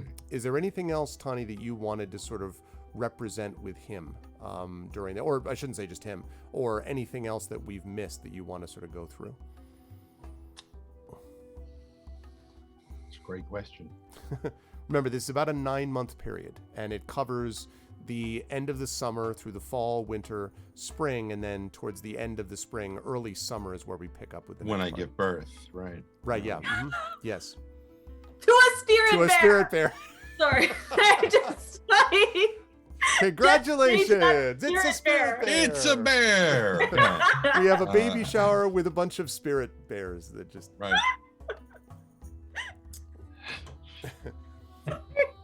Sorry. Everybody gets... Is a spirit bear what happens when you infuse vodka with gummy bears? Wow. But just, I was about to say, see, when vodka and gummy bears love each other very much. See, we furries, especially at cons, which when we used to go to cons, we used to make some really weird drinks. And I think there was a vodka gummy bear thing. It was not good, as I recall. But it's colorful. It was colorful, but it was sticky and gross, and it was just horrible. It was blurry, like Arv is right Yeah, now. what the hell? We have meat beer over here, which is like basically gummy bears made from meat. Like Mead. I thought you said meat. I was like, She said that too. I was like, gummy yeah. bears made from meat?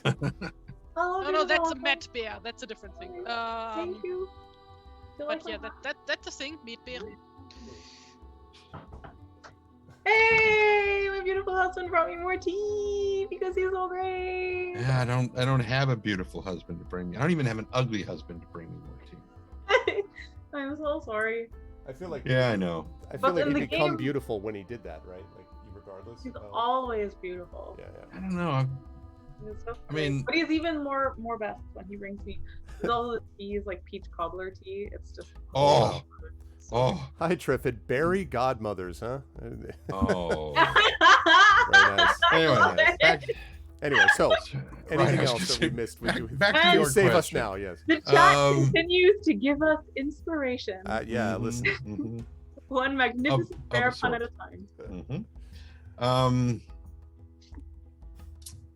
You should have asked me this when I was not insanely tired. Well, look, can't help you out there. Too bad. Come up with something.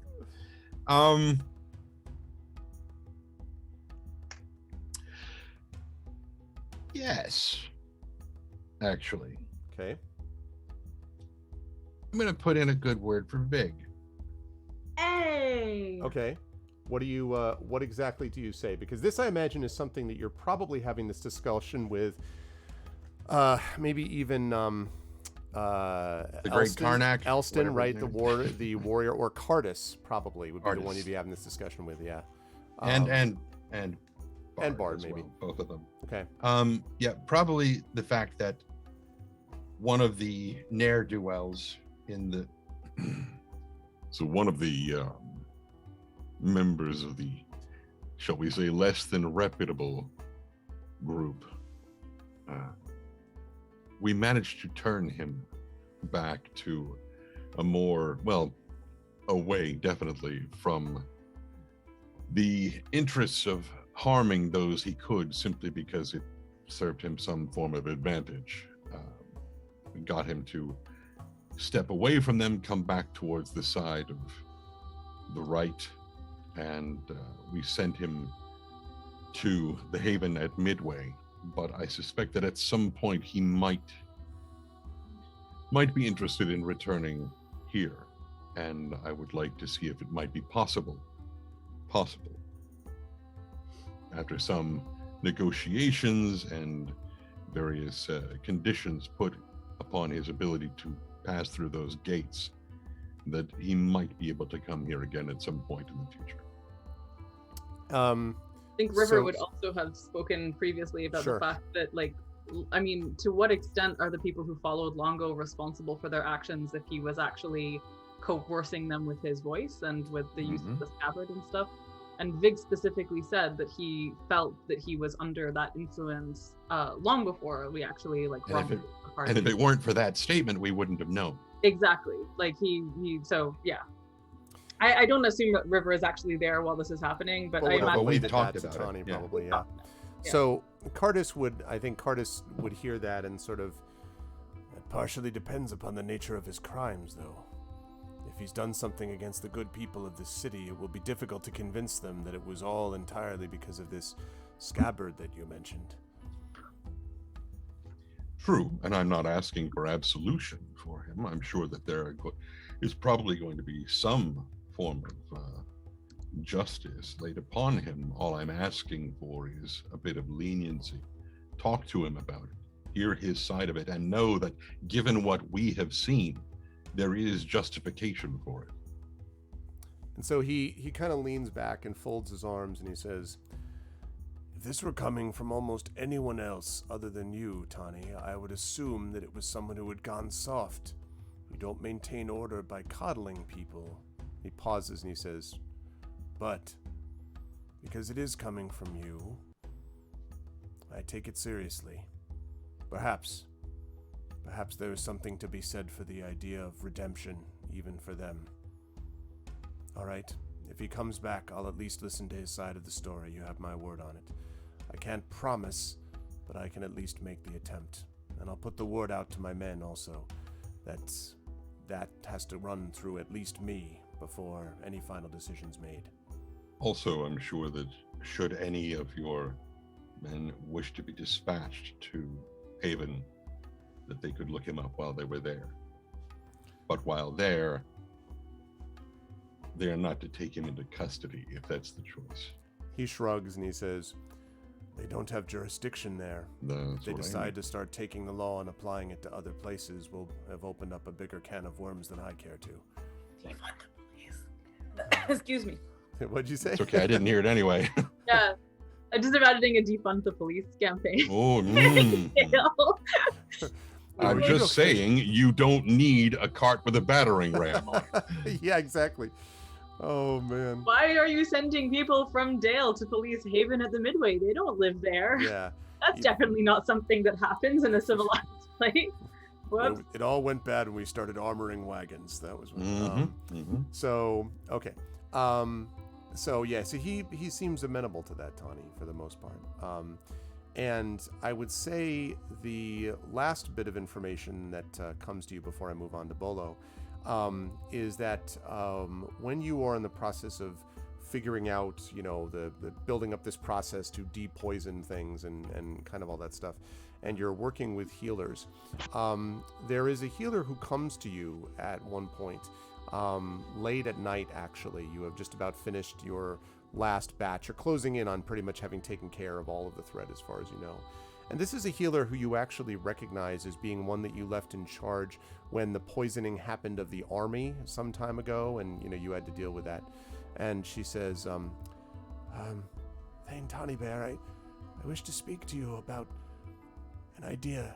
Perhaps it's a silly one, but it's one which this city desperately needs.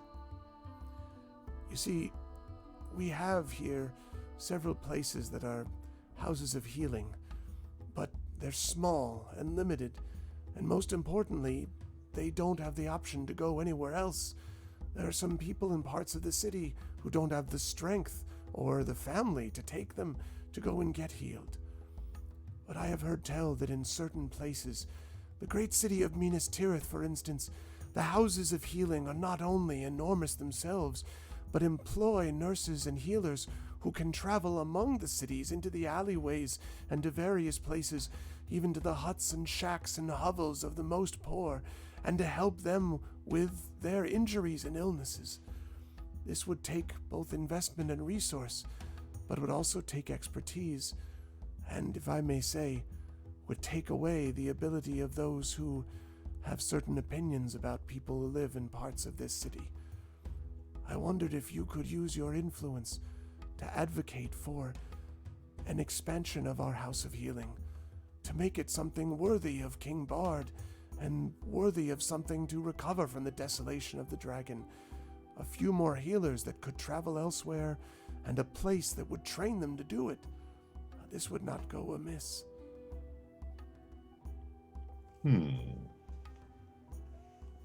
Yes, I think I could put a word or two in the proper ear for that. And she nods and she says, "Thank you. Progress is slow, they say, but the sun has seemed brighter since all of you have arrived here." And she kind of, bows slightly and departs. Tani, I don't know if you want to just have sort of put that in your mind for next fellowship, or if you want to just mention it or something. Mechanically, you don't have anything you can do to fix it at the moment, but you could kind of keep it in the back of your mind. Yep. Okay. I'm going to jump then to Bolo. So Bolo, when you go to the market, this marketplace, you go at a time when people are reaching for books. When you go to this place, there are a couple of things to note about this. First of all, the place where you go, which is right, let me show you where, which is right over here. This over here is the Great Marketplace of Dale, where there are numerous sort of, like, you may have remembered that you met Fanner, who's one of the guys who does like tanning and metalwork. Yeah. And there's a whole bunch of that stuff around there. And so there are numerous sort of people and all sorts of kinds around. And as you go to sort of engage in your search, you find, where are we? Okay. You eventually make your way to, and I guess I should ask if you were specifically, I think you were looking for, that's not it, it's Lake Town. Sorry, too many books. I think you were looking specifically to fix Flank's error. You were going to do this with a dwarven smith, I assume, right, Bolo, if I'm not mistaken? Yep. Okay. So, basically an ironmonger would be the one for this. So, and you do find one. And as you're sort of walking through this one area, you can see the telltale signs of flames kind of, licking at the air, and you can hear or you can smell, I should say, the scent of metal being worked into form. And there are a group of people, a small group, that are gathered around watching the work of what appears to be a dwarven smith. This dwarven smith has completely white hair, white beard, and is stocky and has a leather apron around and has these hugely muscular arms and is bringing down this hammer, tang, tang, tang, tirelessly on this anvil. And people are around and kind of whispering to each other. And you can hear them talking about, as you walk by, amazing he can do it. They say he learned it from his father, though. The dwarves all are, have this ability. Oh no, this one's more than anything. They say in him returns the old great rights of old. And so they're watching this, tang, tang on this hammer. And so it occurs to you that if you want something in terms of fixing, getting Flankseer, the ante upped on Flankseer, this is the dude to go talk to. I thought you said ante-up, like bring it down. Not anti. Yes, anti. Against your ability, yes. Right. I asked some of the people there, who is his father? I heard you talking. And he says, they say that he's Phanex of the Stonebreaker clan. Back in the ancient days, Phanex was the one who provided much of the armor and weapons for the king under the lonely mountain, Thror. That was the day when the greatest of armor could resist even dragonfire, they say. Aye, but this one here, Canix, his son, Canix is perhaps even better. He's still, although he looks it, he's a young dwarf. He's had that color hair ever since he was young. Apparently, something about his lineage. They say that it is the white-hot forge of his birth that led to his color of his hair. He may just have the ability to do something with this, and I show them Flankseer. And they kind of look and they're like, and they look up at you a couple times. You mean a skillet? Not just any skillet. This is Flankseer.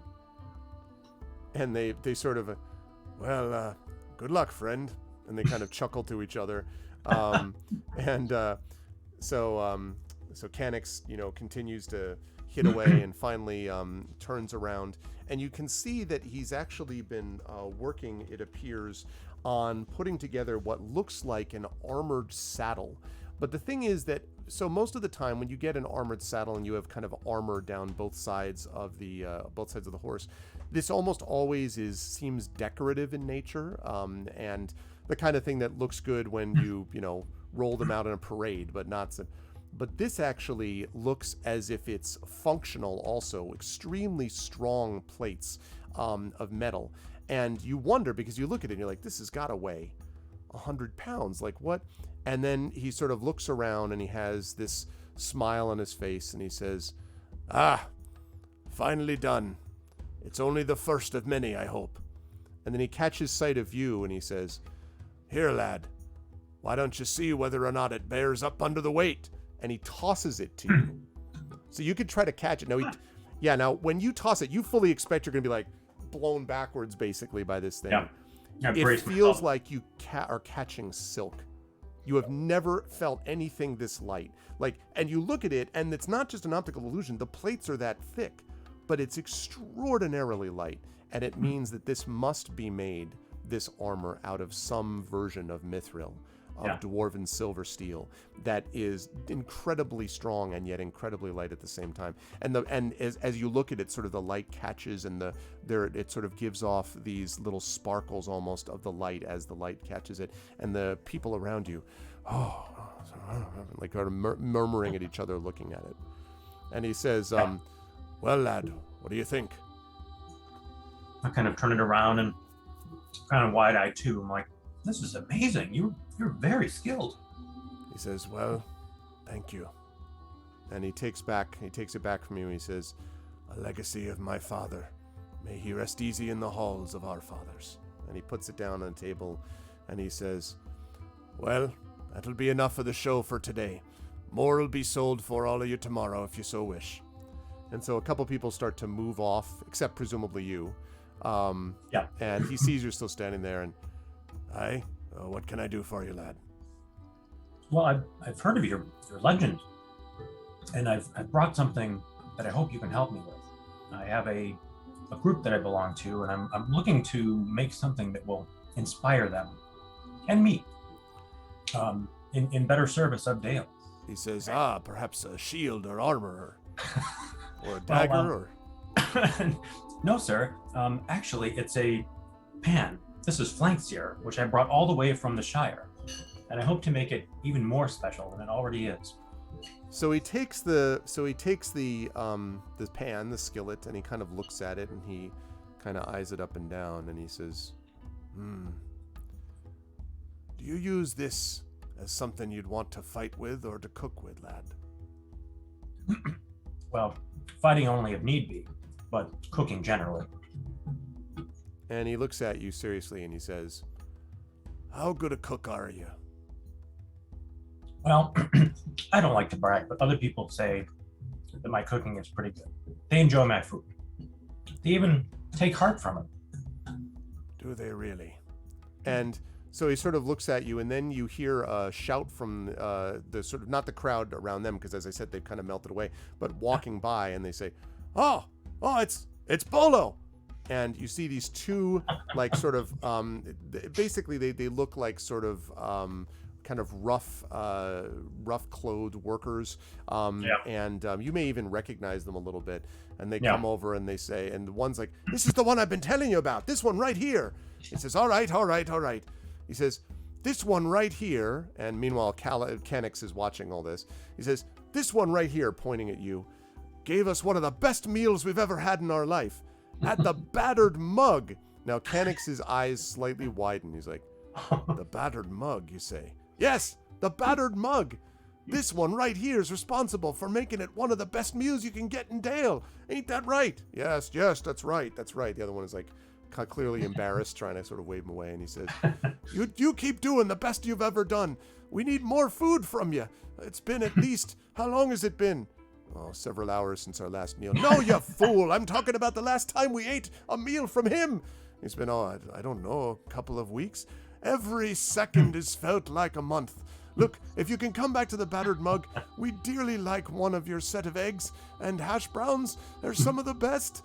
Please, and perhaps a couple of waffles. But the big part is the eggs and also that bacon. The bacon, you remember I remember the bacon. So they go back and forth, and finally they both clap you on the back, nearly knocking you into the forge in their excitement, and then, stroll off. And I say, come by tomorrow. I'll be by. I'll be cooking. And Canix says, I don't suppose you paid them, did you? No, sir, I didn't. And he kind of looks at it, he says, All right. You want me to do what to this exactly? Well, I would like the meals that come out of the skillet to inspire the people that eat from it.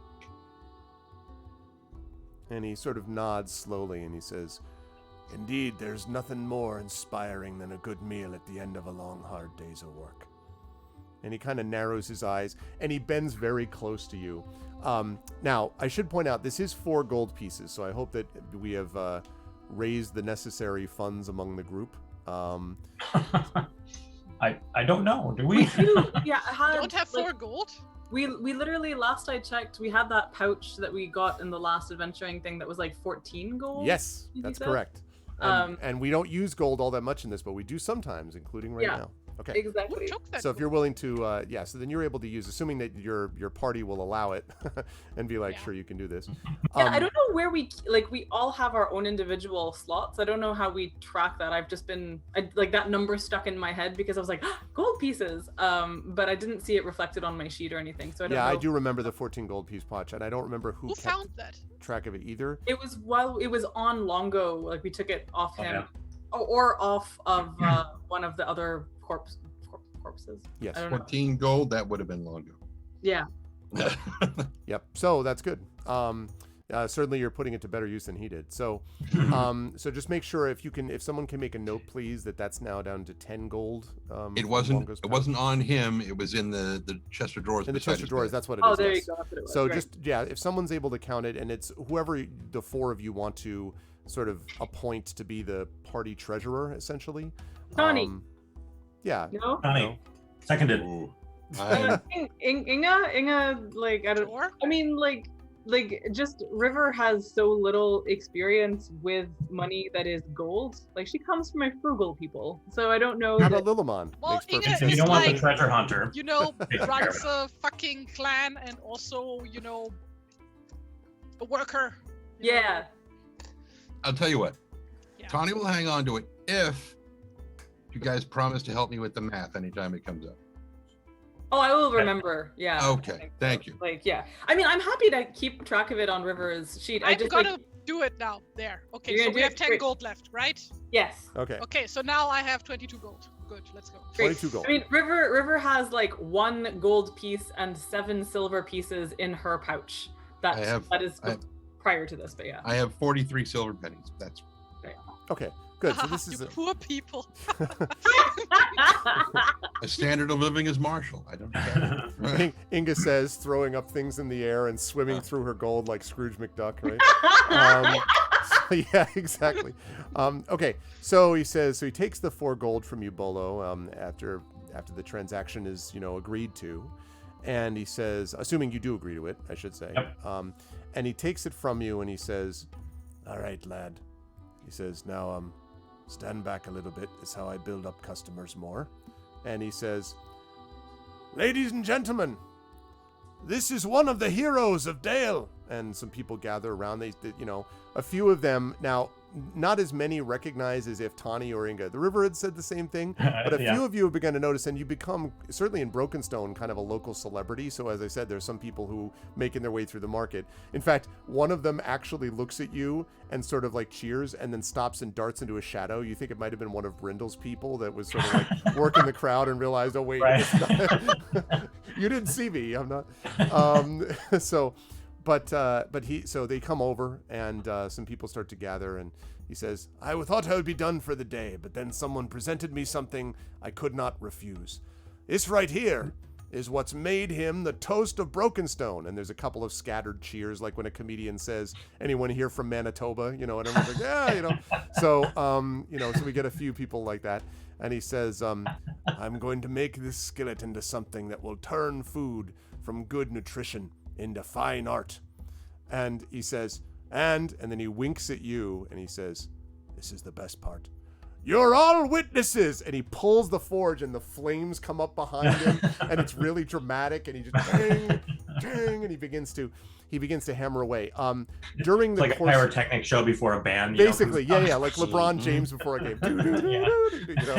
So he hammers away.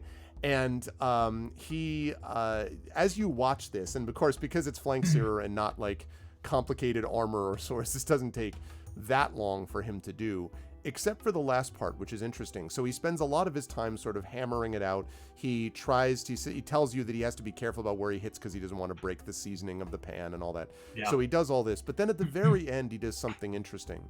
And he says, now, lad, this last part's a little bit more difficult. You see, if you really want this pan to be yours, to reflect your own, you know what I mean, I'm going to need you to grab the handle. No! Now he says I was now, just thinking the same thing. he says now, be clear. This isn't going to brand you for life, don't worry. But it is going to hurt. There's a reason for it, though. I'm not doing it just for the show. There's a reason that it's part of you, almost. And he sort of looks around and then looks back at you. He says, but I'm not going to force you to do anything you don't want to. I promise it won't be kept to your skin for the rest of your life or anything. But it is something you need to be willing to do. Just Bolo's 80 or 90 years. Yeah, exactly. Bolo's eyes kind of go wild and he doesn't like pain very much. He's a little skittish about it and his breathing gets kind of rapid, and then he grabs it. Okay, so when you grab it, you're going to take 2 points of damage from doing this. But he, so 35 out of 37, you take 2 points damage. But and the crowd like like gasps, and people are like, oh, and so you hear someone say, "That's giving up something for his art right there. That's a real that man right there sacrificing for." And when you let it go, so your hand is definitely a little scorched, a little seared, but you note that something has happened to the pan, and as he takes it back carefully with his tongs and lays it there, you can see there is a slight, I'm sure everyone has seen this when you've been walking down the road on a hot day, you can see rising from the sidewalk a little bit of this sort of shimmering, like heat, right? The waves of heat. This thing does the same thing. And then he puts it in water, cools it, wipes it down. But when you look at it, that same slight shimmer remains. It's subtle, but you can see what looks like waves of heat. And the pan is no longer hot. It's not like it's going to burn you or anything. But it looks as if there is a perpetual shimmering, as if of waves of heat slightly coming off the top of the pan. And when he hands it back over to you, and there's wild applause from the audience, people like clapping you on the back, him on the back, everything. He says, "Now, lad, you cook a meal in there, and it'll be difficult for darkness to come in where someone's been fed with that food." He said also, "Come back to me in about a year. That thing's had a chance to season more. I can do something to make it even better." And so with that slight shimmering, flank searer comes back to you. It also feels oddly even a little lighter, Bolo. Not like mithril light, but it feels as if something has been refined, distilled about it. Yeah. Okay. Bolo takes it with kind of reverence, and mouth open, like, oh my goodness, and he flips it around, just kind of getting the feel of it. Yep. And he says, "Thank you very much, sir. You've done me great service." And here's a Dale. And there's one thing I want to ask you before I go. Aye. And I will come back at some point. And I ask him about the I don't know if it has a name, but the shirt of mail that that I'm kind of after, that I have heard a legend of, and it's important, I think, to find this. There are some rumblings about troubles between men and dwarves, and I'd like to head those off. He strokes his beard. He says, "Ah, yes. I think what you're referring to, that coat of mithril, it's some of the same substance that I made the horse saddle out of over there, except the armor for the saddle, except that version you're talking about was much purer. They said that it used to ripple in the sun like water, and that no one could pierce it, or indeed, if they were evil, even look upon it without being burned from the righteousness of it." And he shakes his head and he says, "I wish I had the chance to work on something like that. I don't know where such a thing may be, but I do know some that might know.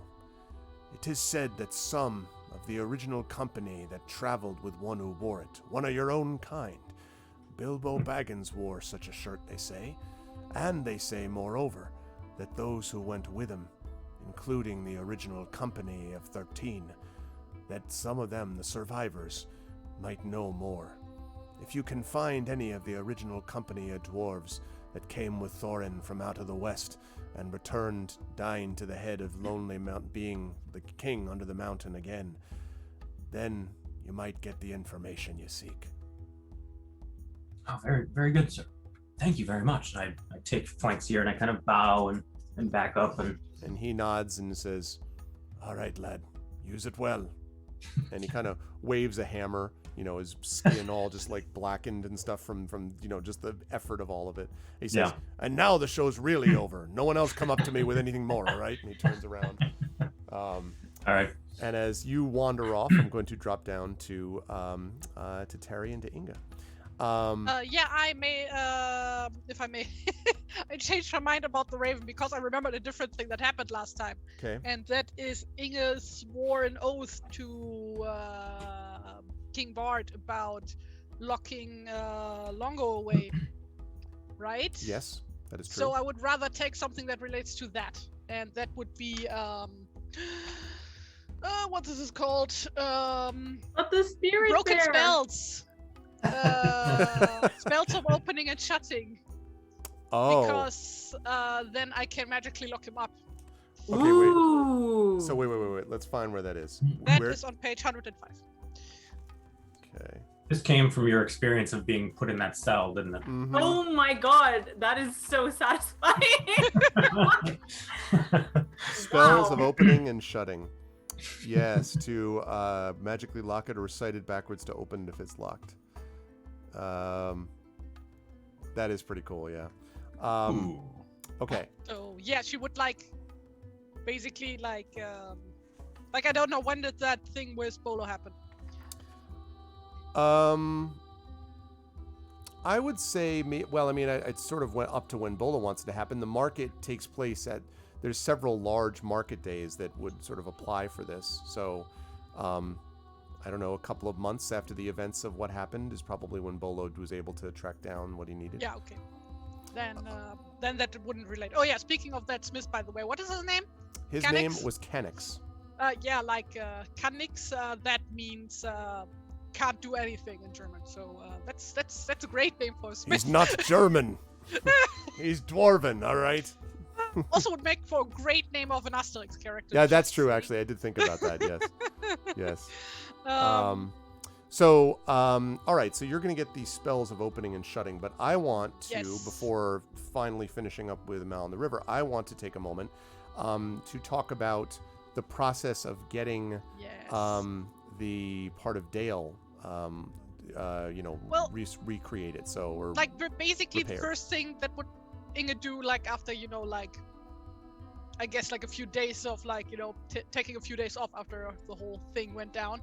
And, King Bart said he wanted time to question Longo and stuff. So, then she would, basically set out to escort Longo to the Erebor. And, basically make sure he's properly locked up. And then she would start researching how to properly keep him locked up. And, I guess talk to... I don't remember his name, that really old dwarf we talked to about who worked for the king. Yes. Yes, his name is. Yeah, the one with the book, that's right. His The one name that Toddy is- worked with. his name Because is- he would probably be able to teach her that, right? His name is Miracle Max. Miracle Max. Give me 1 second. Yes, I'll be able to track him down. Was thinking about him last night. Miracle Give me Max, nice yeah. paper cut and pour lemon juice on it. Except a nice MLT, a mutton where the mutton is nice and lean. Okay. So, But there we go. Moonin, that was his name. Moonin, the keeper of Moonin. records. Yeah. Well, there we have the Raven, so that's good. Yes. I guess Or it should be Inge Munin, would I guess. go You. seek out him Okay. And I think about he would, learning that. yeah, and I think he would say when you sort of point, how would you present it to him? Because he, as always, is behind multiple books and scrolls and and things like that he's working on. And so when you come in, of course, he bows to you respectfully and says, "Ah, Thane Inge, Unin, long time no see. indeed. Well, long for one of these fools that you spend your time running around with. I mean that in the nicest way. For us, though, just a blink of time and a few more candles used on these books. What can I do for you?" Well, I don't want to beat about the bush too long, so I'll just get right to it. My company and I, we captured a criminal, and I figured it would not be safe to keep him locked up in Dale, where he was on and about. So I made a deal with King Bart to keep him locked up here instead. I've heard something about that, yes. Well, the thing is, I just want to be extra sure that he can't break out or can be broken out by any regular measures. And he says, "I break out of a dwarven prison. You know as well as anyone else, we don't let those go that we keep. Why, others would never have escaped from their captors. For example, the elves. They don't know the first thing about keeping someone captive. We keep them always to last." keeping their tiny noses stuck in those wine barrels, don't they? He nods. Aye, indeed. But yes, the thing is, there was some odd magic about this prisoner. Like it was probably from an item that he found, a scabbard, a magical one, that gave him the power to, like the power of suggestion. So, but the thing is, I just want to be sure that like none of this, like that in case any of this power like may have resided in him, that he can't use it to have somebody get him out of prison. So. And he says, I suppose you're asking me for more than just extra guards, which you would speak to the king about. You want some way of preventing him from coming out that has some magical quality to it, then? Yeah, well, I mean, I have heard like stories from my parents that there are such ways that like some of the older and wiser of us are trained in. There are some indeed, and you've come to one of the oldest and wisest. And he Indeed. goes back around behind the table and he says, "All right, where is that Kofi? Kofi!" And Kofi, who turns out to be a young dwarven lad of probably 35, if you had to guess, comes zipping up. He has kind of a small beard, reddish orange, Inga, just slightly below the chin, and comes up and, "Yes, Munin?" He's like, "Where were you?" Well, I was in the other side. You asked me to. All right, never mind. Listen, Thane Inga here wants information about opening and closing locks. Bring me the portals book. Oh, yes. And then he sort of turns and stops and looks back. Where might the portals book be?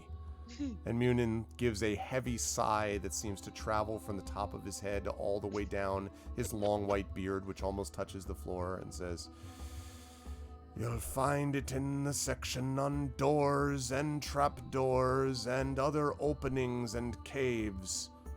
Oh, yes. And Kofi, hides, runs off quickly. And Munin shakes his head. It's not like it used to be. These days, they find all these new search methods. Used to be better when I could just find them myself. But I'm not quite as spry as I was 150 years ago. And Kofi then comes zipping back with a book that looks about 1/3 as large as Kofi. And he's very clearly trying to run while not stumble over and fall with what is a very obviously heavy book. And he says, behind the book, I've got it, and then puts it on the table. There's this huge sound. One book topples off from its stack, and Munin says, be careful, you're not using some fool hammer. All right, be off. And Kofi's, yes, and kind of, gives you a quick nod and runs off. He says, all right then, and Munin opens this huge, iron-bound book, and begins to sort through. Right here. And he encourages you to come over and look at the page he's pointing at. And he's pointing at a page that looks to be, there's what looks like a mountain. And at first you don't know what he's showing you. And then you can see that there is one section at the very bottom of the mountain which has a little door of some kind. And then next to it, there's a little one of those drawings, as if it's showing you a blow up portion of just that part, right? Of just the part of the drawing. And you can see that it is a dwarf clearly emerging from a mountain. And he says, it was said in the old days, they had the trick of doing it here. And he looks at some of these runes. Kolux Nix. Yes. Yes, there. Yes. There's only a fragment of it. This one here used to be the great spell of opening and closing. If Thror had had this in the old days, Smaug would never have made it through the front gate in the first place. But by the time of Thror, there was only a fragment of it which remained, and we've only got a fragment of that fragment. But still, if you recite this right here, and he points it to you, you recite it in front of a door or a gate, you'll lock it. Or recite it backwards to open it if it's been locked. It won't work on everything. Magically locked doors won't have it function. But if it's something that you need something closed and they can't get out by normal means, any normal means, This is what you want. And he kind of points at you and he says, all right, here. And he shows you there's like 5 lines of these runes. And he's like, study this. I'll be back in, 3 days. And I want you to be able to recite that to me when I do. And he starts walking away and then he says, I'll bring you some water in a day. And then he leaves. And now you're sitting behind this book. It's a long section, and he comes back, Munin does, several times, sort of like demanding that you recite it. And like, you do, and he's usually like, wrong, 3rd word. And then he like, he's like, just like that wasn't quite right angle. And finally, when you've done it, he actually brings you to essentially one of the cells where these things are kept, these doors where prisoners are kept for the dwarves. And there's one that's open. And he says, all right. He says, in there. And he points inside the open cell. All right. And I step in there. Slam. And you hear this. He's like, all right, I'll see you when you get out. And he walks away. I knew this was going to happen. So I'm going to actually ask you to make a... Oh, God. I guess a lore check, but I'm going to ask you to do this at advantage because you've been studying. God. The first ever party death within a fellowship phase. Can it? Critical I had failure. like a specific thing that I get lore bonuses for. Let me find it. Yeah, you lock it somehow even more strongly. Damn it. Where is it? You lock out the air. Exactly. You lock your mouth shut. Where the heck? Lockjaw. The hell? I know there was like one thing that I Thanks get for the like host, lore Echo. bonus on, but what was it? No, I was saying hi. I was saying thank you to Echo for the host. Not based on your wanderer, like, virtue or anything like that, right? Is it stone cutting stuff? Probably it could be that. This would not be that though. Okay. So just regular. And oh god. Yeah, I needed that advantage. Woo! You sure did. All right. So let me fix that. Yeah. All right. So the big old 14. So you recite this, and despite your fear, you kind of don't quite get it at first, but after about an hour, then you kind of accent on the 3rd rune. You hear this, and the door opens. Aha! That was child's play. And as you start to walk out, you hear slam. He's like, it took too long. Do it again. Do that one more time. Clearly, he's been standing by the door for a while, obviously, waiting for you to do this. Okay. Do I have to roll again? Yeah, one more time. Okay. But you can do it at advantage again. Okay. Yeah, no. Oh no! He's like, what's wrong? You can make another check after a couple of hours. He's just like, Please, I need to use the bathroom. there's a perfectly good chamber pot in there. Oh, that's disgusting. I don't think it was cleaned after the last person was locked up in here. He said, no, it's prisoners. So it opens and gradually slides open, and he's like, passable. And he says, it looks like the rest of it's going to be done. Thank you for the follow, Brian the Empath. He says, it's passable. I suppose it'll be, well, anyway. And he hands you a scroll, and he says, while you've been in there futzing about, I managed to copy the relevant part over in this scroll. I want you to study this mind during times when you have a chance to rest, and this should not serve you ill when you do. Oh, one last thing, of course, we need to do. And he hands you the scroll, and then he brings you farther down the hallway, and as you look through, you see your dear friend, Longo, sitting in a seat, and he says, we've already locked this door. I thought you might want to do something else to finish the job. And Longo is like sullenly is not even looking at you, he's just staring at the wall. So it's just regular lock, right? Not magic locked. That's correct. Yeah, okay, then I. He's use, actually asking you though. You get the impression to like lock it for sure, not open it. Yes, then I want to use my newly learned spell to lock the door. And indeed, and you hear this like if the door sort of rattles slightly, and then and Munin says, "It'll be a while, laddie, since you get out of there. I thought you'd like to see one more time how a hero of Dale is making sure you don't bother any of the rest of us." And Longo kind of stares up at the door, and then and looks away and back towards the wall. And apparently the door is now locked. Though I was very tempted to do the end of Batman vs Superman, where you start hearing Luthor basically being like, "Ring, ring, ring, ring," but I'm not going to do that. So anyway, the door is now quite locked. Neat. So you have that ability.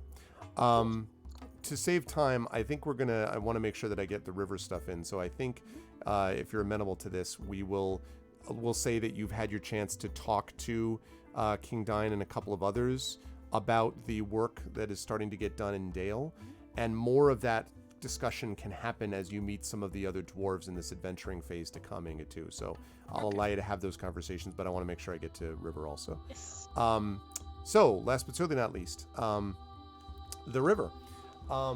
You were going to, what did you decide to do? Because I think you were choosing still amongst getting the harp. I'm going to heal corruption.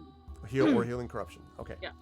So healing corruption, and the idea is to basically go to Haven at Midway, hang out with her girlfriend, and also basically in coordination to like what she's doing while there, I think, is just kind of living a more mundane day-to-day life that involves being useful, chopping wood, carrying water, that sort of thing, playing music in the evenings, but also going to, over that period of months, working with Inga to like establish more connections to Dale, but specifically with Brokenstone, like that is, it's not a matter of like polities so much as kind of mutual aid stuff.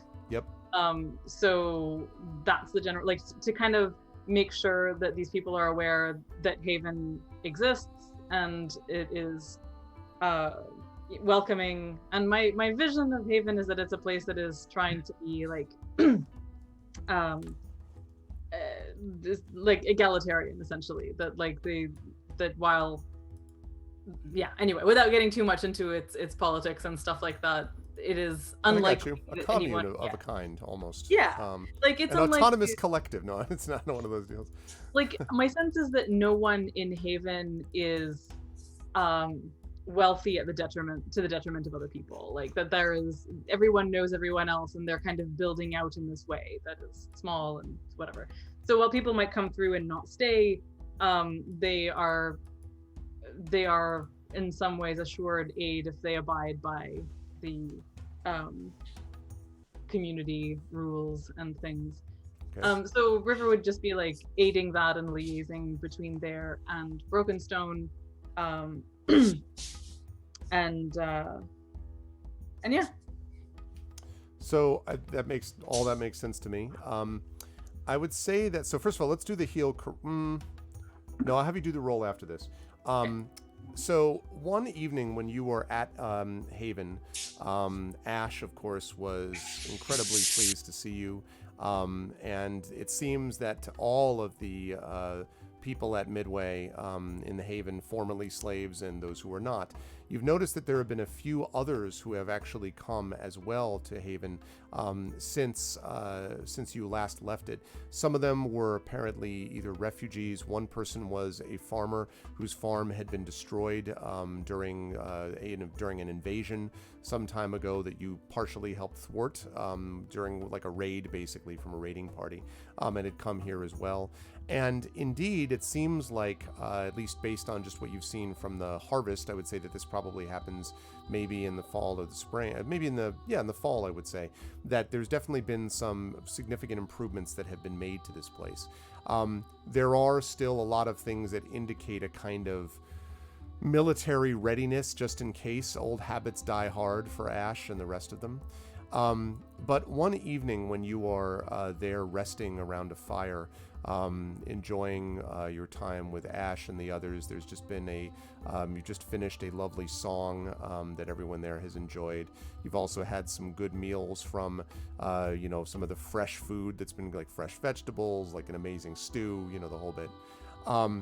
And one person comes up to you at the fire, and you have not seen them before now, but they look very familiar to you. They have a hood on, and as they sort of sit down next to you, you can see that it is a human, clean shaven, who looks at you and nods and says, I'm sorry, I didn't mean to bother any of you here.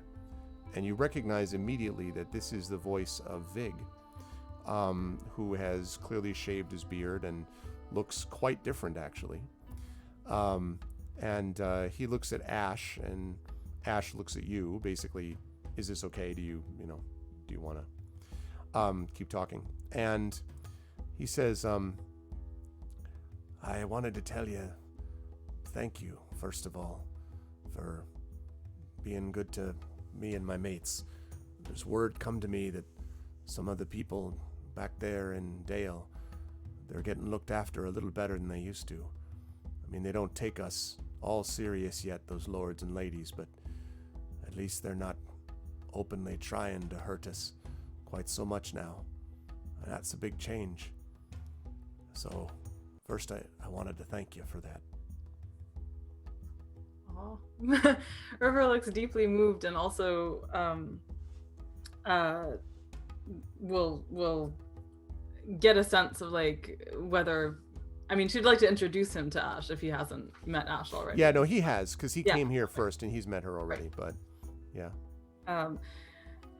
She'll say, just Vig, thank you. It's so good to see you. Please come sit, and kind of makes room for him. He sits down kind of somewhat awkwardly, and Stone, who's there, kind of lifts his head, and Vig sort of and he reaches into his pouch and he pulls out, he's got this little piece of what looks like some kind of jerky of some kind, and he says, and he sort of hands it over, and Stone is one of those things where he like sniffs 2 seconds, and then it is apparently delicious. It's been a while since you've seen Stone eat a treat that, and he kind of ruffles the back of Stone's head, and he says, I used to have one myself when I was a boy, and that was all over when my parents left. Took the dog with him, not the child though. And he kind of stares down at Stone, and Stone kind of nuzzles him, and he says, I wanted to ask you something. Well, begging your pardon, I know I'm wasting your time, but I wanted to ask both of you something. But you can feel free to say no, and I'm sorry I'm asking, and it's probably... Hey! Yes. Out with it. Well, you see, like I said, you've done a lot of good for me and my mates here. But you see, there's people back there in Dale that, they think all there is Dale. There's no place else to be had. Some of them don't know any better than just getting up and doing their best to live another day and then falling asleep again. I wanted, with your permission, of course, I was hoping I could send a few messages back, spread the word about this place, and maybe even a couple of others like it. I mean, the Haven is just one place, right? And it can get larger and larger, sure, but, you need these places to be everywhere. There need to be more places of light in the darkness, places where it ain't so shadowy. And there need to be more places like this, is what I'm saying.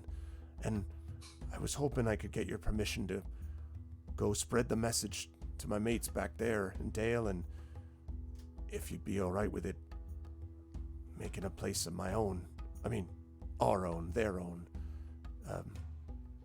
If you see what I mean. beg. He like spends most of his time looking down and not at you as he's saying this.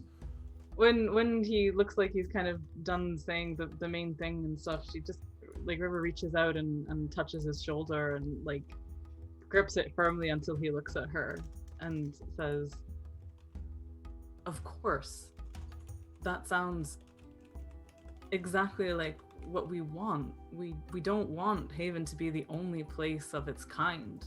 And if you've found something here that you think is good, that you want to bring to others, it's like you don't need our permission. Does a flame need permission to be lit? Think of us as a candle, and that you're taking something from here to somewhere else without diminishing us in any way." I've never been much of a candle, miss. More of a light that most people wanted to extinguish. But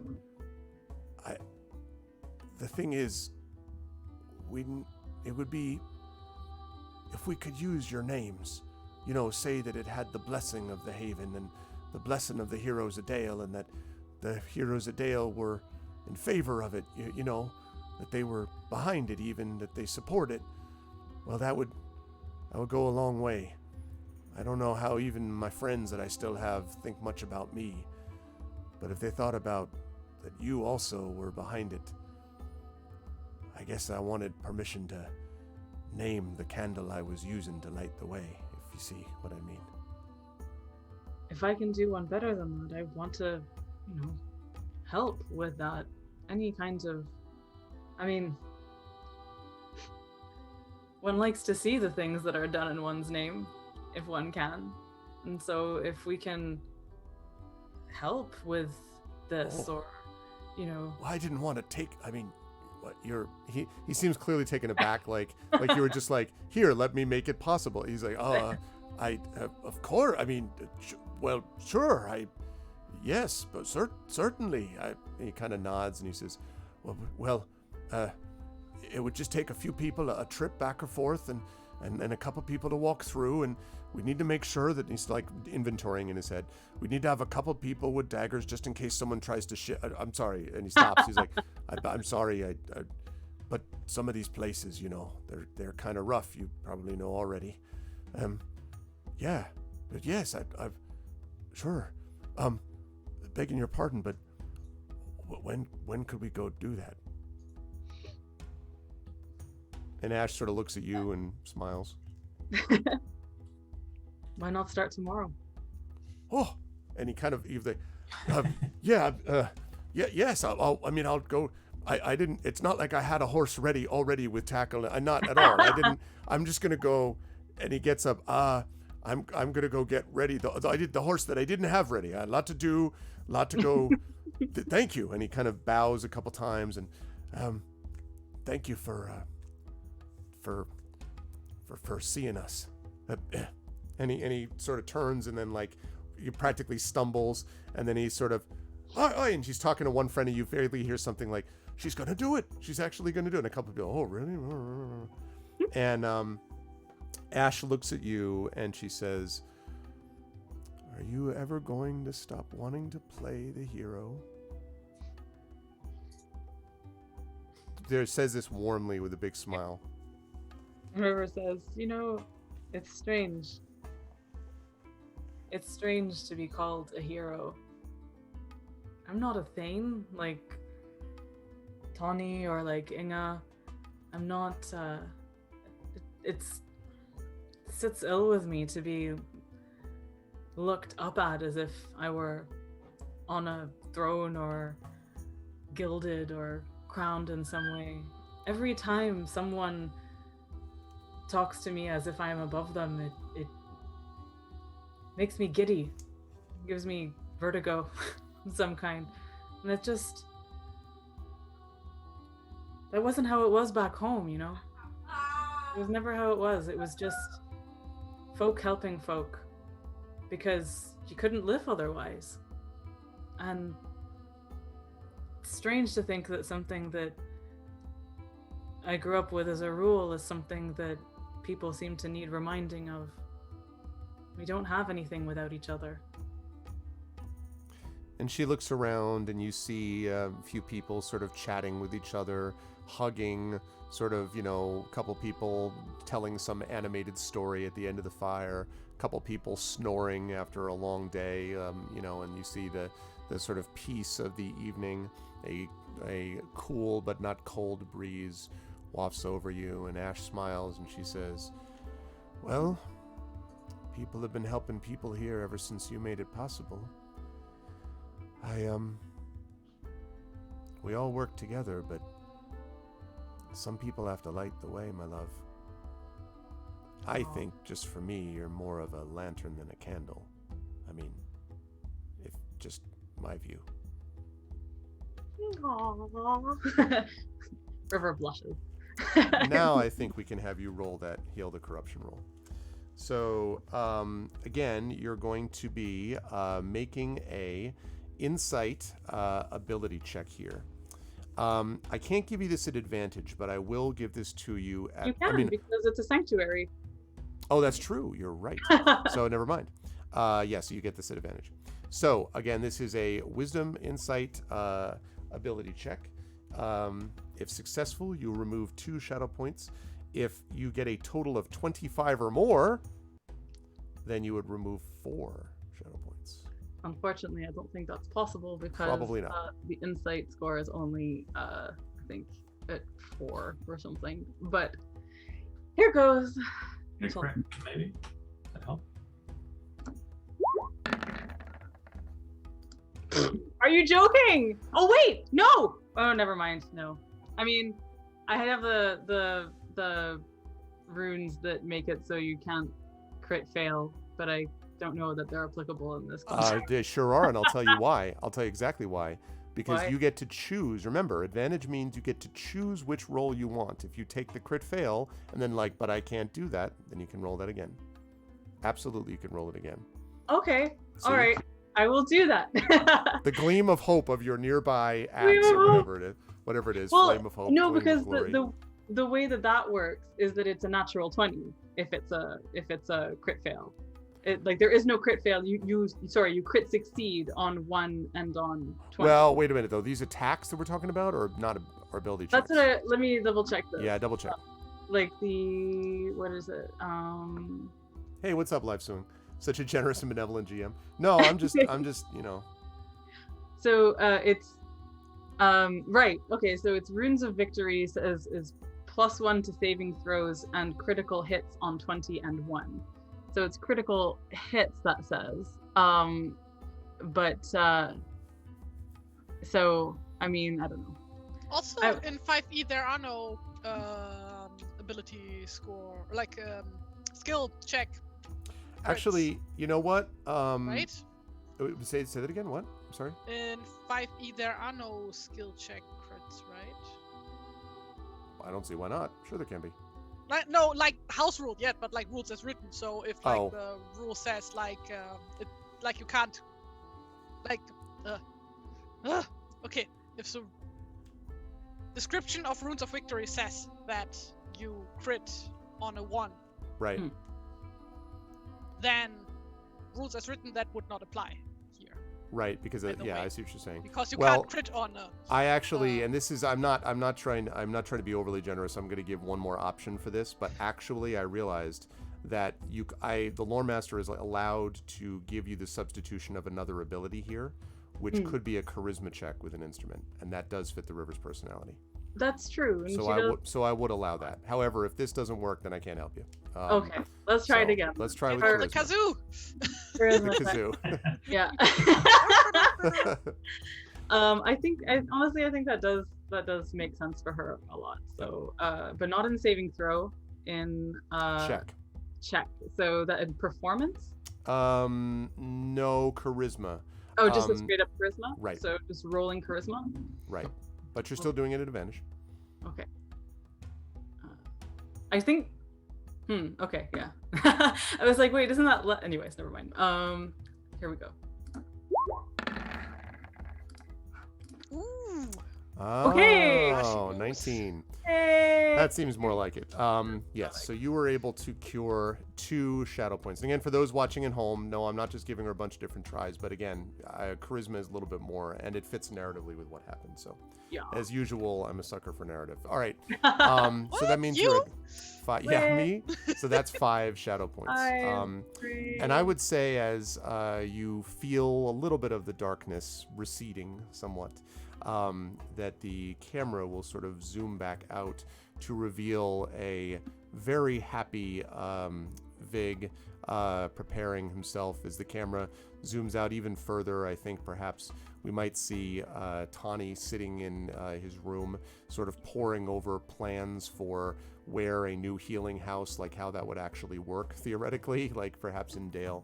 I would assume that Bolo is cooking his 75th souffle of the last 2 hours, probably, in the battered mug. None of them have collapsed. Not one. Not one. And I would assume that Inga probably is in her place in the Erebor, in front of her door, as doing this thing where it's like open, close, open, close, open, close, open, close. It's like you've got a garage clicker. Yeah, exactly. Door go closed, door go open, door go closed. She also occasionally goes down to the cell where Longo is and watches as the guys show up with his food and they try to open it and they can't open it. They're like, oh well, and they turn the plate sideways to fit it through the bars and it just pours down the door and they're like, oh man. And with that pleasant image in our mind, we will bring this session to a close.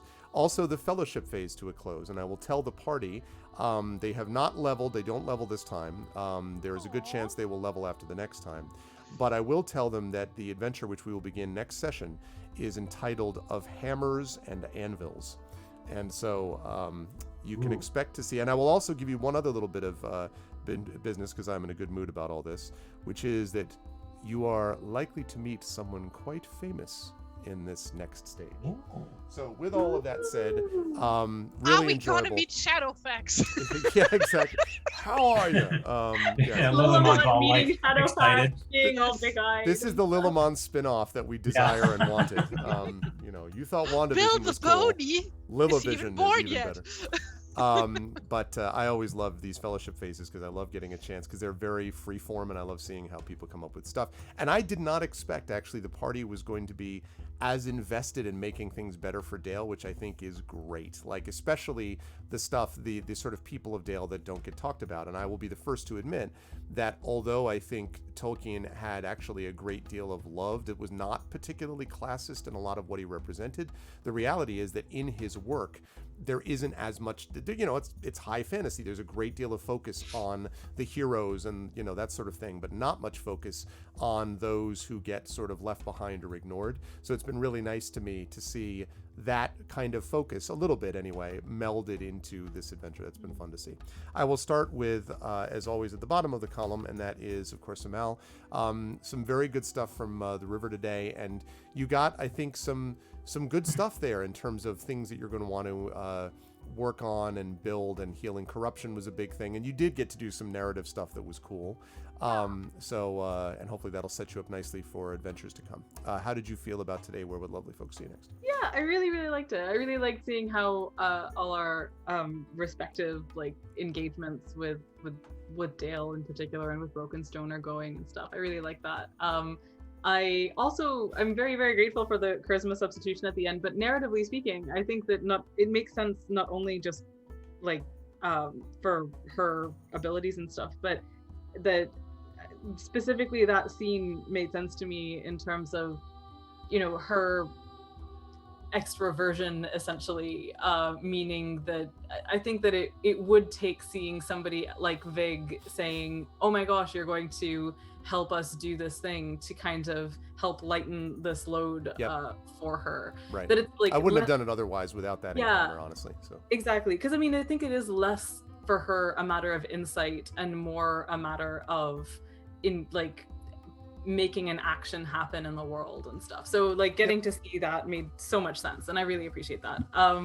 And yeah, I just loved seeing Bolo's engagement with Flankseer. I was going to say about Flankseer that I literally have done that exact thing, that I was seasoning my first cast iron pan on New Year's Eve, and I brilliantly, like, you're supposed to put it in at 450, having oiled it, put it in at 450, then take it out, oil it again, do this like 3 times. On the third time, I just had it out, and I unthinkingly, after turning around, grabbed the handle, the 450 degree handle. Yes, I remember you told us this. Yeah. And I was just like, and then just and my hands are fine; they are not burned now, but it was a serious burn. And it was New Year's Eve, so everything was shut, and it was minus 40 degrees outside, which is the same in Celsius and Fahrenheit.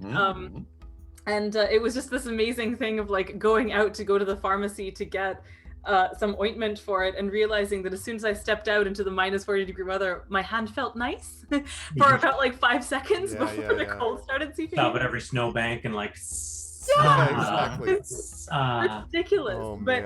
But that pan is wonderful, and it has I have not seasoned it. I have seasoned it with my flesh, and having now done so, it is a wonderful pan in which I've cooked many good things. Seasoned with flesh. All right. Wow. I remember that when you told us about that happened. Yeah.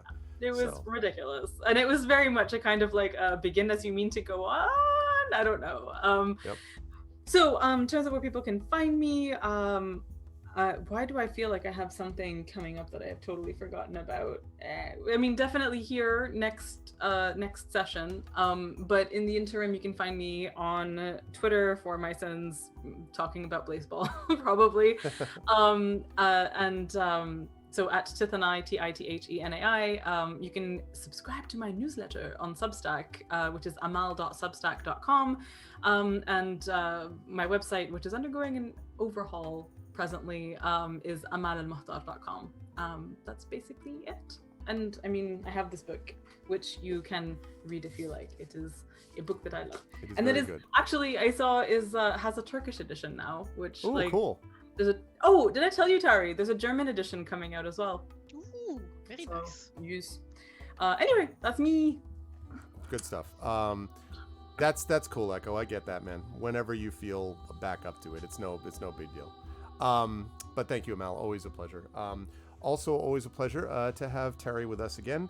And yeah, Terry, this was, for Inga, definitely. I mean, I was amused at the idea of you, because dwarves think of everything as all right, I'll be back in 5 days or whatever instead of 5 hours, as the sort of the hard-ass scholar, teaching the recalcitrant student. But I was enjoying watching not only that, but also, again, you were one of the ones that proposed this idea of I want to figure out a way to help Brokenstone, which is not at all prompted. It was just something that came to you as something you wanted to do. And I thought that was really lovely because it's inhabiting a space of Inga that's clearly there. You're right. Obviously, your family does this and whatever. But the fact that the people of Brokenstone and Dale need some of that in your mind, I thought in Inga's mind, I thought was really cool. So I enjoyed watching you play through that and play that out. And now you have a cool new opening and locking. It'll be a while before you get locked in a jail cell without magic purpose for again. Indeed. I didn't even think about that. That was like the afterthought, basically. Like, it was just like, how do I keep Longo? Yeah, how do we lock this bastard up? That was the one. How'd you feel about today? Where were the lovely folks fighting? Oh, this was lovely. Good for my mood. Like, got the serotonin going, as they say. So that's nice. And yes, where can people find me? Like, I guess next week, right? I think we have our game, are trying to do our game book illustration if I'm set up enough to do it. The game book illustration next Tuesday, and then I think AIME is the week after or something like that, I believe. Yeah, well, but that is with a big question mark because I've been having technical difficulties with my tablet. Right. Because Windows 10 and Wacom don't like each other. So hopefully we'll be able to get something running next week. We hope. But if not there, then in 2 weeks with AIME. For this year. Yes. Tolkien extravaganza. Yes, for our Tolkien Tuesdays. Yes. But always a pleasure, Terry. Thank you. And moving right on up the line, Brad. I mean, Bolo had a very eventful fellowship phase, especially with the Flankseer choice. I was curious about how you were going to react to Canix's request about sort of grabbing the handle and the sort of showmanship of the whole process of having that done. But it was interesting to me to see that all managed, and I love the idea that Flank Searer became something that can be improved in that way. I think that's great and completely on point for what Bolo would want. How did you feel about today? Where will the folks find you next? Yeah, it was a lot of fun. I like that successive, fellowship phases you can kind of build on. I like planning long term for this kind of stuff, and it's neat that we can use some of these side items to develop character and plan for long-term adventures and that sort of thing. So it's kind of neat to have Flank Searer hopefully build into the notion of a sanctuary idea at some point. We'll see how that goes. And a bit of stuff on the Mithril Coat too, and like on that whole thing as well. Yeah, just kind of branching out. And it just, as a long time gamer and GM, I like this mechanic a lot because it a lot of games it's just sort of left up to GM and players. Some GMs go ahead and do that, others just don't, and this sort of builds in a method for the group to go beyond just the adventures, and really do, think about where they came from and where they're headed to at the same time while going on these adventures, which they may or may not have full control of, Right. So it's a really cool mixture of those things. So that was fun. And for Bolo, I'm really, whenever I in real life get new cooking stuff, I'm so excited, to use it the next time. I have it, but I haven't used it yet, and I'm so excited. And that's how Bolo is right now. He's like going to the battered mug, and he's ready to try it out. So that's really cool. I just got this from Sur La Table. I've got to try it right now. Okay, you got it. I send messages to everybody. Please meet me at the battered mug. Yeah, exactly. Sounds good. It's very important. I like the idea that you're becoming more of the, like, everyone thinks everyone's the heroes of Dale. They're like, but like a small subset knows that the real hero of the Dale is one who can put together a souffle like nobody's business. Like that's the, So I love the idea of this. There's a Venn diagram of these like groups of people in Dale, and at the battered mug, there's these different groups that are meeting now, and in like different three of them, there's me in the center, and the best mug. neighborhoods are absolutely like that as well. Oh my God, and Lorelei appears. God, she's gotten big. Good Lord, I feel like she's gotten bigger, and or just looks like you've taken such good care of her, Terry, that she's just like really super healthy now. In every respect. Well, she is a lot healthier than when I got her. But she's not actually that big. It's just like camera being weird. But like, yeah, but for her, she's still very relative small. to She's her. still small for a fully grown cat. Yeah. Relative to her, I guess. Sorry, Brad. I'm all pointing at cats too. This is my cat. This is Devin. Hello, cat. Oh, geez, everyone's just gonna show up. Well, we're looking into possibly getting a dog when the move is complete, so then I'll be able to show off too. Hasn't been decided fully, but we're moving in that direction. Yes. I think you should get a puppy and name it Pebble, and maybe it will grow up into stone. Yeah. I see what you did there. Very good. You don't actually have to live your life according to my according to your fantasy dog. You should also get us a pony then. Just saying. Yes. This is actually all just, psyops to make Arv less likely to harm our in-game creatures. He has real-world counterparts. You wouldn't harm your own creature. Yes. Quite fair. Brad, where will the fine folks see stuff coming from next? I know you have new drafts of stuff that's been getting done, etc. Yeah, I'll be back in a couple weeks, and I'm just finishing up the proof pages, so like kind of the final draft of the last book in the Shattered Sand series. So if you want to see more about that, check me out at quillings.com, and that has links to all my social networks as well. But a great adventure, great phase, and looking forward to the next adventure. Good stuff. Thanks, Brad. Always a pleasure. And also a pleasure to have Trent with us, who, despite his fatigue, was able to manage to get through everything, for which we appreciate. And had also, like the sort of healing component of this that was provided.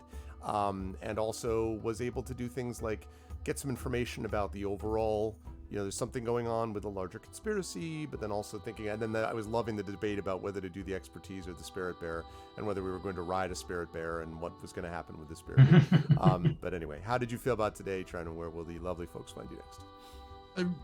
Of course, like with almost every time we play, I absolutely enjoy it, and it's wondermous and beautiful and everything.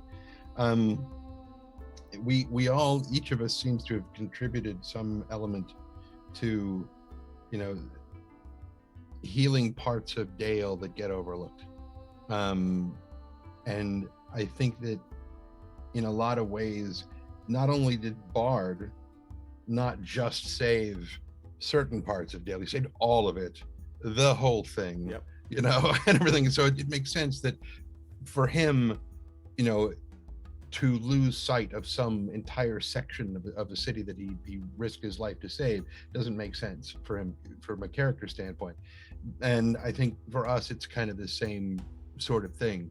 That, I mean, we're a little bit more down in the trenches with, you know, people from various districts or whatever you want to call them, but I like the idea that we are not just heroes for the rich.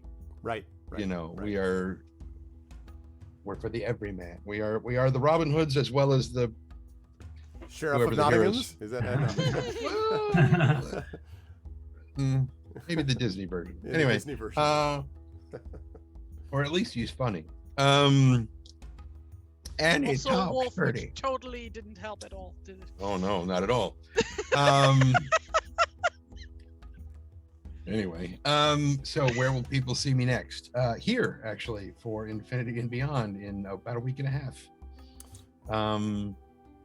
Yeah, where we get to deal with a dead body rolled up in a flying carpet. Yes, that went over, go over real well. Especially given that it's a flying carpet. Anyway, and then after that, back here for more of this. However, and this is important for Taui to realize that by that point, we in the US will have fallen victim to daylight savings time. And it is victim. Disgusting. We are victimized by it. Yep. Yes, I agree. It See, the is cat also hates it. stupid. Yes, I agree. Just dumb and way too early to start, even. Anyway. There's no But yes, saving of daylight. Exactly. Aside from that, April 1st, you will hear me on Escape Pod for that narration for the April 1st episode. And then at some point thereafter, probably about a month after that, the next maybe two, given how ACX likes to drag their heels sometimes, the final the third book narrated from the Grey Death trilogy of Battletech. Good stuff. And speaking of Grey, the Grey Assassin trilogy, of which Grey Never is heard the of first book, Trent is doing the audiobook for that, which is going to be a part of the Kickstarter, which is launching next month for that IP of mine, and I'm very excited about that, but more of that to come. But as always, thank you, Trent, and a great pleasure to have this party with me for the last time they'll be playing with me in this space. The next time I will be in the Sea Captain's home. I officially announced this, but for those of you not on Twitter, that I have officially announced that we closed on our house and that we will be moving, and we're moving tomorrow and Thursday actually, into a 200-year-old Sea Captain's home in Connecticut, my home state. It is very exciting. The space is going to be is the attic, which is finished, and it's literally in the Widow's Walk. So everyone's like, it's going to be right there.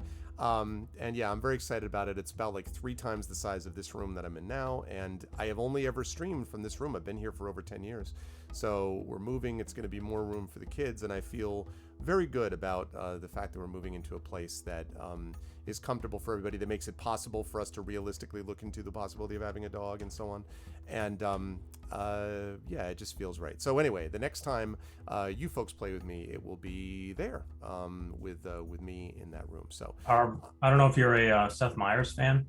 Yeah. Mm-hmm.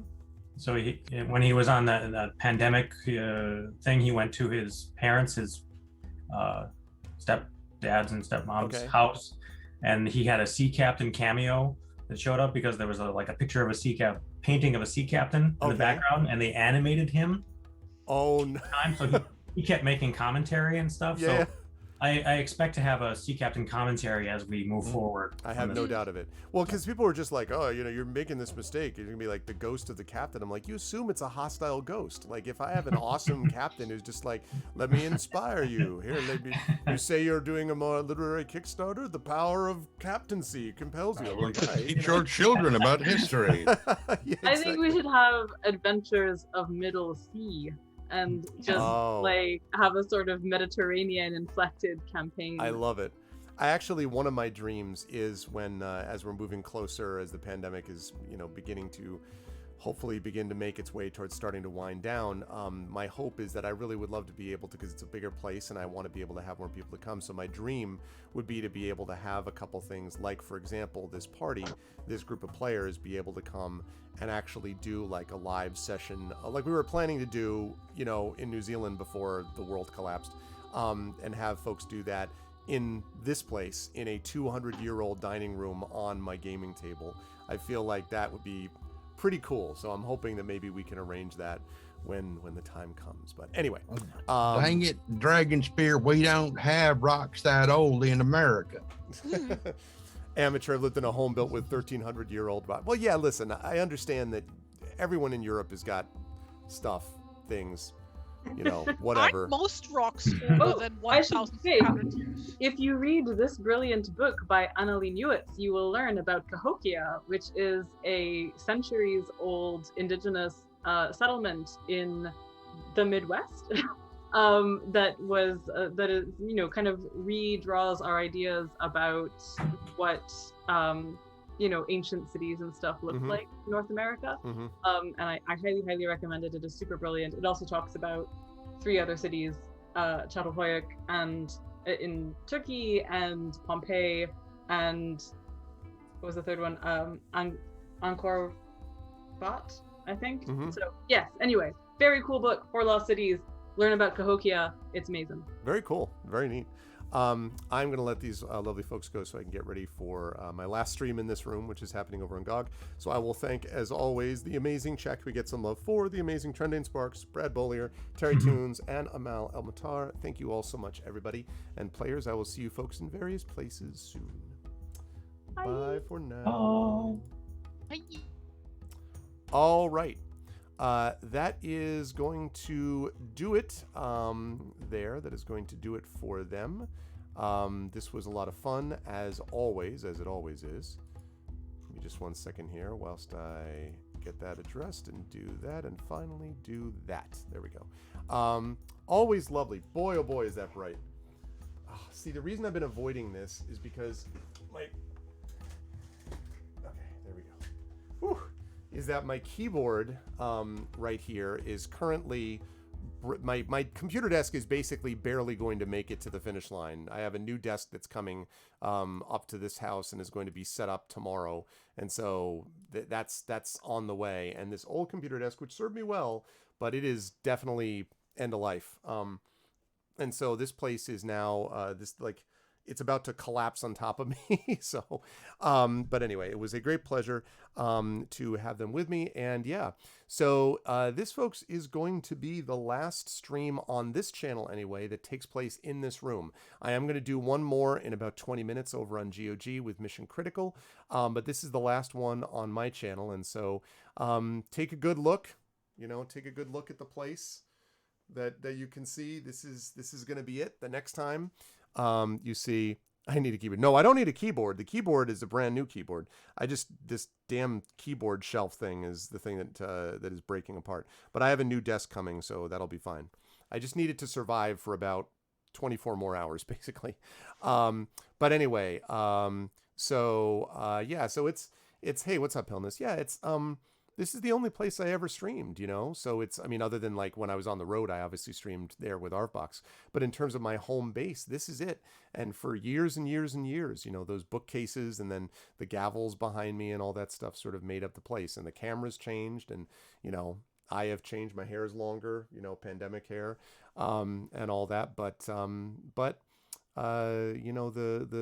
this setting has been the same. And so it's going to be a very unusual experience for me to be in a whole new place, but also a good change. And there were a lot of good, exactly live suing, a lot of good memories, a lot of good games, a lot of good experiences, a lot of good things came out of this room. And so I'm going to miss that, and I'm going to enjoy it as I move to a new place that I'm very excited to go to. And I hope that the new people, the new folks, we are only, remember, the second owners ever. This house was built back in the 1940s that we're in right now, and we are only the second owners. It was the kids of the original owner who sold this to us. And so the people moving in after us us are only the third owners. So I'm hoping that their kids will get some good use out of it, and that that they will take as much joy in it as we did when we were here. And so, end of an era here, but hopefully the beginning of a really good one to come. But I'm going to rise up on out of here and get ready to get set up and going. Only because I saw this brought up. So there's no D&D tomorrow night, and we're off on Thursday. On Friday night, I'm hoping to be able to stream on Friday night, but it is totally dependent on whether or not, on what the internet situation at the new house is like. I mean, it'll be there by then, so hopefully it should be all set. But that, and then getting all this stuff set up. After my stream coming up on GOG.com, literally I'm going to have dinner, and then I'm going to be spending the rest of the evening packing up my computers, my monitors, and all that stuff, because that's the one thing that the movers are not doing, because I'm doing that. And so I'm going to be packing up all that stuff and getting it all ready to go. And so, I am going to be setting that up, and hopefully that means it'll be ready on Friday and Saturday. I planned it out so that Friday is Inkle Sorcery, and then Saturday is Metroid Prime. And again, that will happen if everything is set up and planning to go. But we will see if that happens. So yeah, I understand, Echo, but try not to make any decisions before you get to that moment, okay? Because, it's important to kind of see how you feel when you get there, not judging at the moment that you're in right now. So let's see how you feel when you get closer to it. And as Garlic Tofu was saying, hopefully some peace that you can get from hanging with us and from hanging out with, being in a place with the family and trying to be as comfortable as you can. So hang in there, basically, is the message there. So yeah, no, I don't have looters coming. But anyways, that's what's going on with me. So hopefully stream on Friday on that channel. But if not, then as soon thereafter as I can. I should be back to vaguely normal next week, although it's going to be a few weeks really, before I get the new place set up the way that I want it. And so, yeah, just hang in there and it will be coming. It'll be good when all's said and done. I want to remind everybody, though, about ways to support us here. If you haven't already done so, please follow us here on the channel. Please check out our YouTube, which is the YouTube channel for this channel, which is !ArvTube. Discord is !ArvCord. Twitter is !ArvTweets. Website for all of that is arvanellarun.com. On the financial side, !ArvShop is the merchandise area. You can get Adventures of Middle-earth and Infinity and Beyond stuff, and soon to be Esper Genesis stuff as well. !Arv Treon is the Patreon, which is right there. 20 patrons, 184 per month. We're trying to encourage people to support that if they can, and to kind of push that back up as we move towards the 200 and beyond, so that we can start making some positive inroads and towards other goals that we'd like for the channel as a whole. Plus, you can get cool stuff for yourself individually. And of course, inspirations for the players too. And of course, subscribing to the channel, as many of you did today. That is also appreciated, and thank you all for doing that. Custom sub badges and emotes, and of course, inspirations to help the players if you support at a high enough tier as well. Finally, on the publishing side, Icarus for my Icarus graphic novel from Athos Arts. More details about Athos coming very shortly for me. Library is Tales and Tomes from the Forbidden Library, which is my 5e adventure and source book from Alligator Alley Entertainment. Very excited about that too. I want the damn print book to get out of customs now. It's been there over 6 weeks. Let's go, please. But it's available in digital form in the meantime, while we're waiting for those print books to get to us. And of course, we have Grayshade KS, which is the more from Alligator Alley coming soon, and they are also working with the Grayshade Kickstarter, Grayshade KS, which is going to be launching next month. That is going to be a big one for me. And last but certainly not least, of course, as always, BLM, Black Lives Matter. Very important to affirm and assert the importance and significance of Black lives, and information and resources there. And it might be 7 weeks by now, Echo, even possibly. I don't even know, honestly. I gotten so frustrated, I just stopped looking at it. I'm just like, I can't even, just stop. Last but certainly not least, Help Now, which is the World Health Organization page on suicide prevention. Really important to be able to reach out to others when they need help, and to reach out to others when you need help also. Thank you all so much for being here and being awesome. Your ebook is not late. Your ebook should have been there a long time ago, Dragon. Dragon Spear, Hillness, best mods in the business. Thank you guys so much. As always, and I know Triffid was here before, so thanks to Triffid as well. My subscribers, Dragon Spear, Hillness, Echo Elf X5, Nonstop, Live Suing, Mrs. Dunselin, Red Lear. Thank you all so much, subscribers. And my viewers, Abbott Costello, Amala Matar, Axeman, BJ Chillanes, Brian the Empath. Thank you for the follow today. Carbo, Commander Root, Craigery, Day _ Draconis Taker, Extra More, Garlic Tofu, Gregar, Harlequin, Hey Brillin, Lord Vulcan, Mar044, Mulches, Odo, R. Brennan, Silly Gnome, Tauntoms, U. Christensen, Uncle Lies, VNK, Virgo Praz, and then a bunch of bots that I'm going to ignore because they're bots. A special thanks today to my players, to Trendane, to Brad, to Terry, and to Amal for being amazing and awesome as the Adventures of Middle-earth campaign rolls on with Erebor Adventures. That's it for me. I'm going to be over at GOG in about 15 minutes, 4 p.m., with some mission, Pen and Pixels and Mission Critical. Until then, thank you, everybody, and I will see you folks very soon. Be good to each other. Bye for now.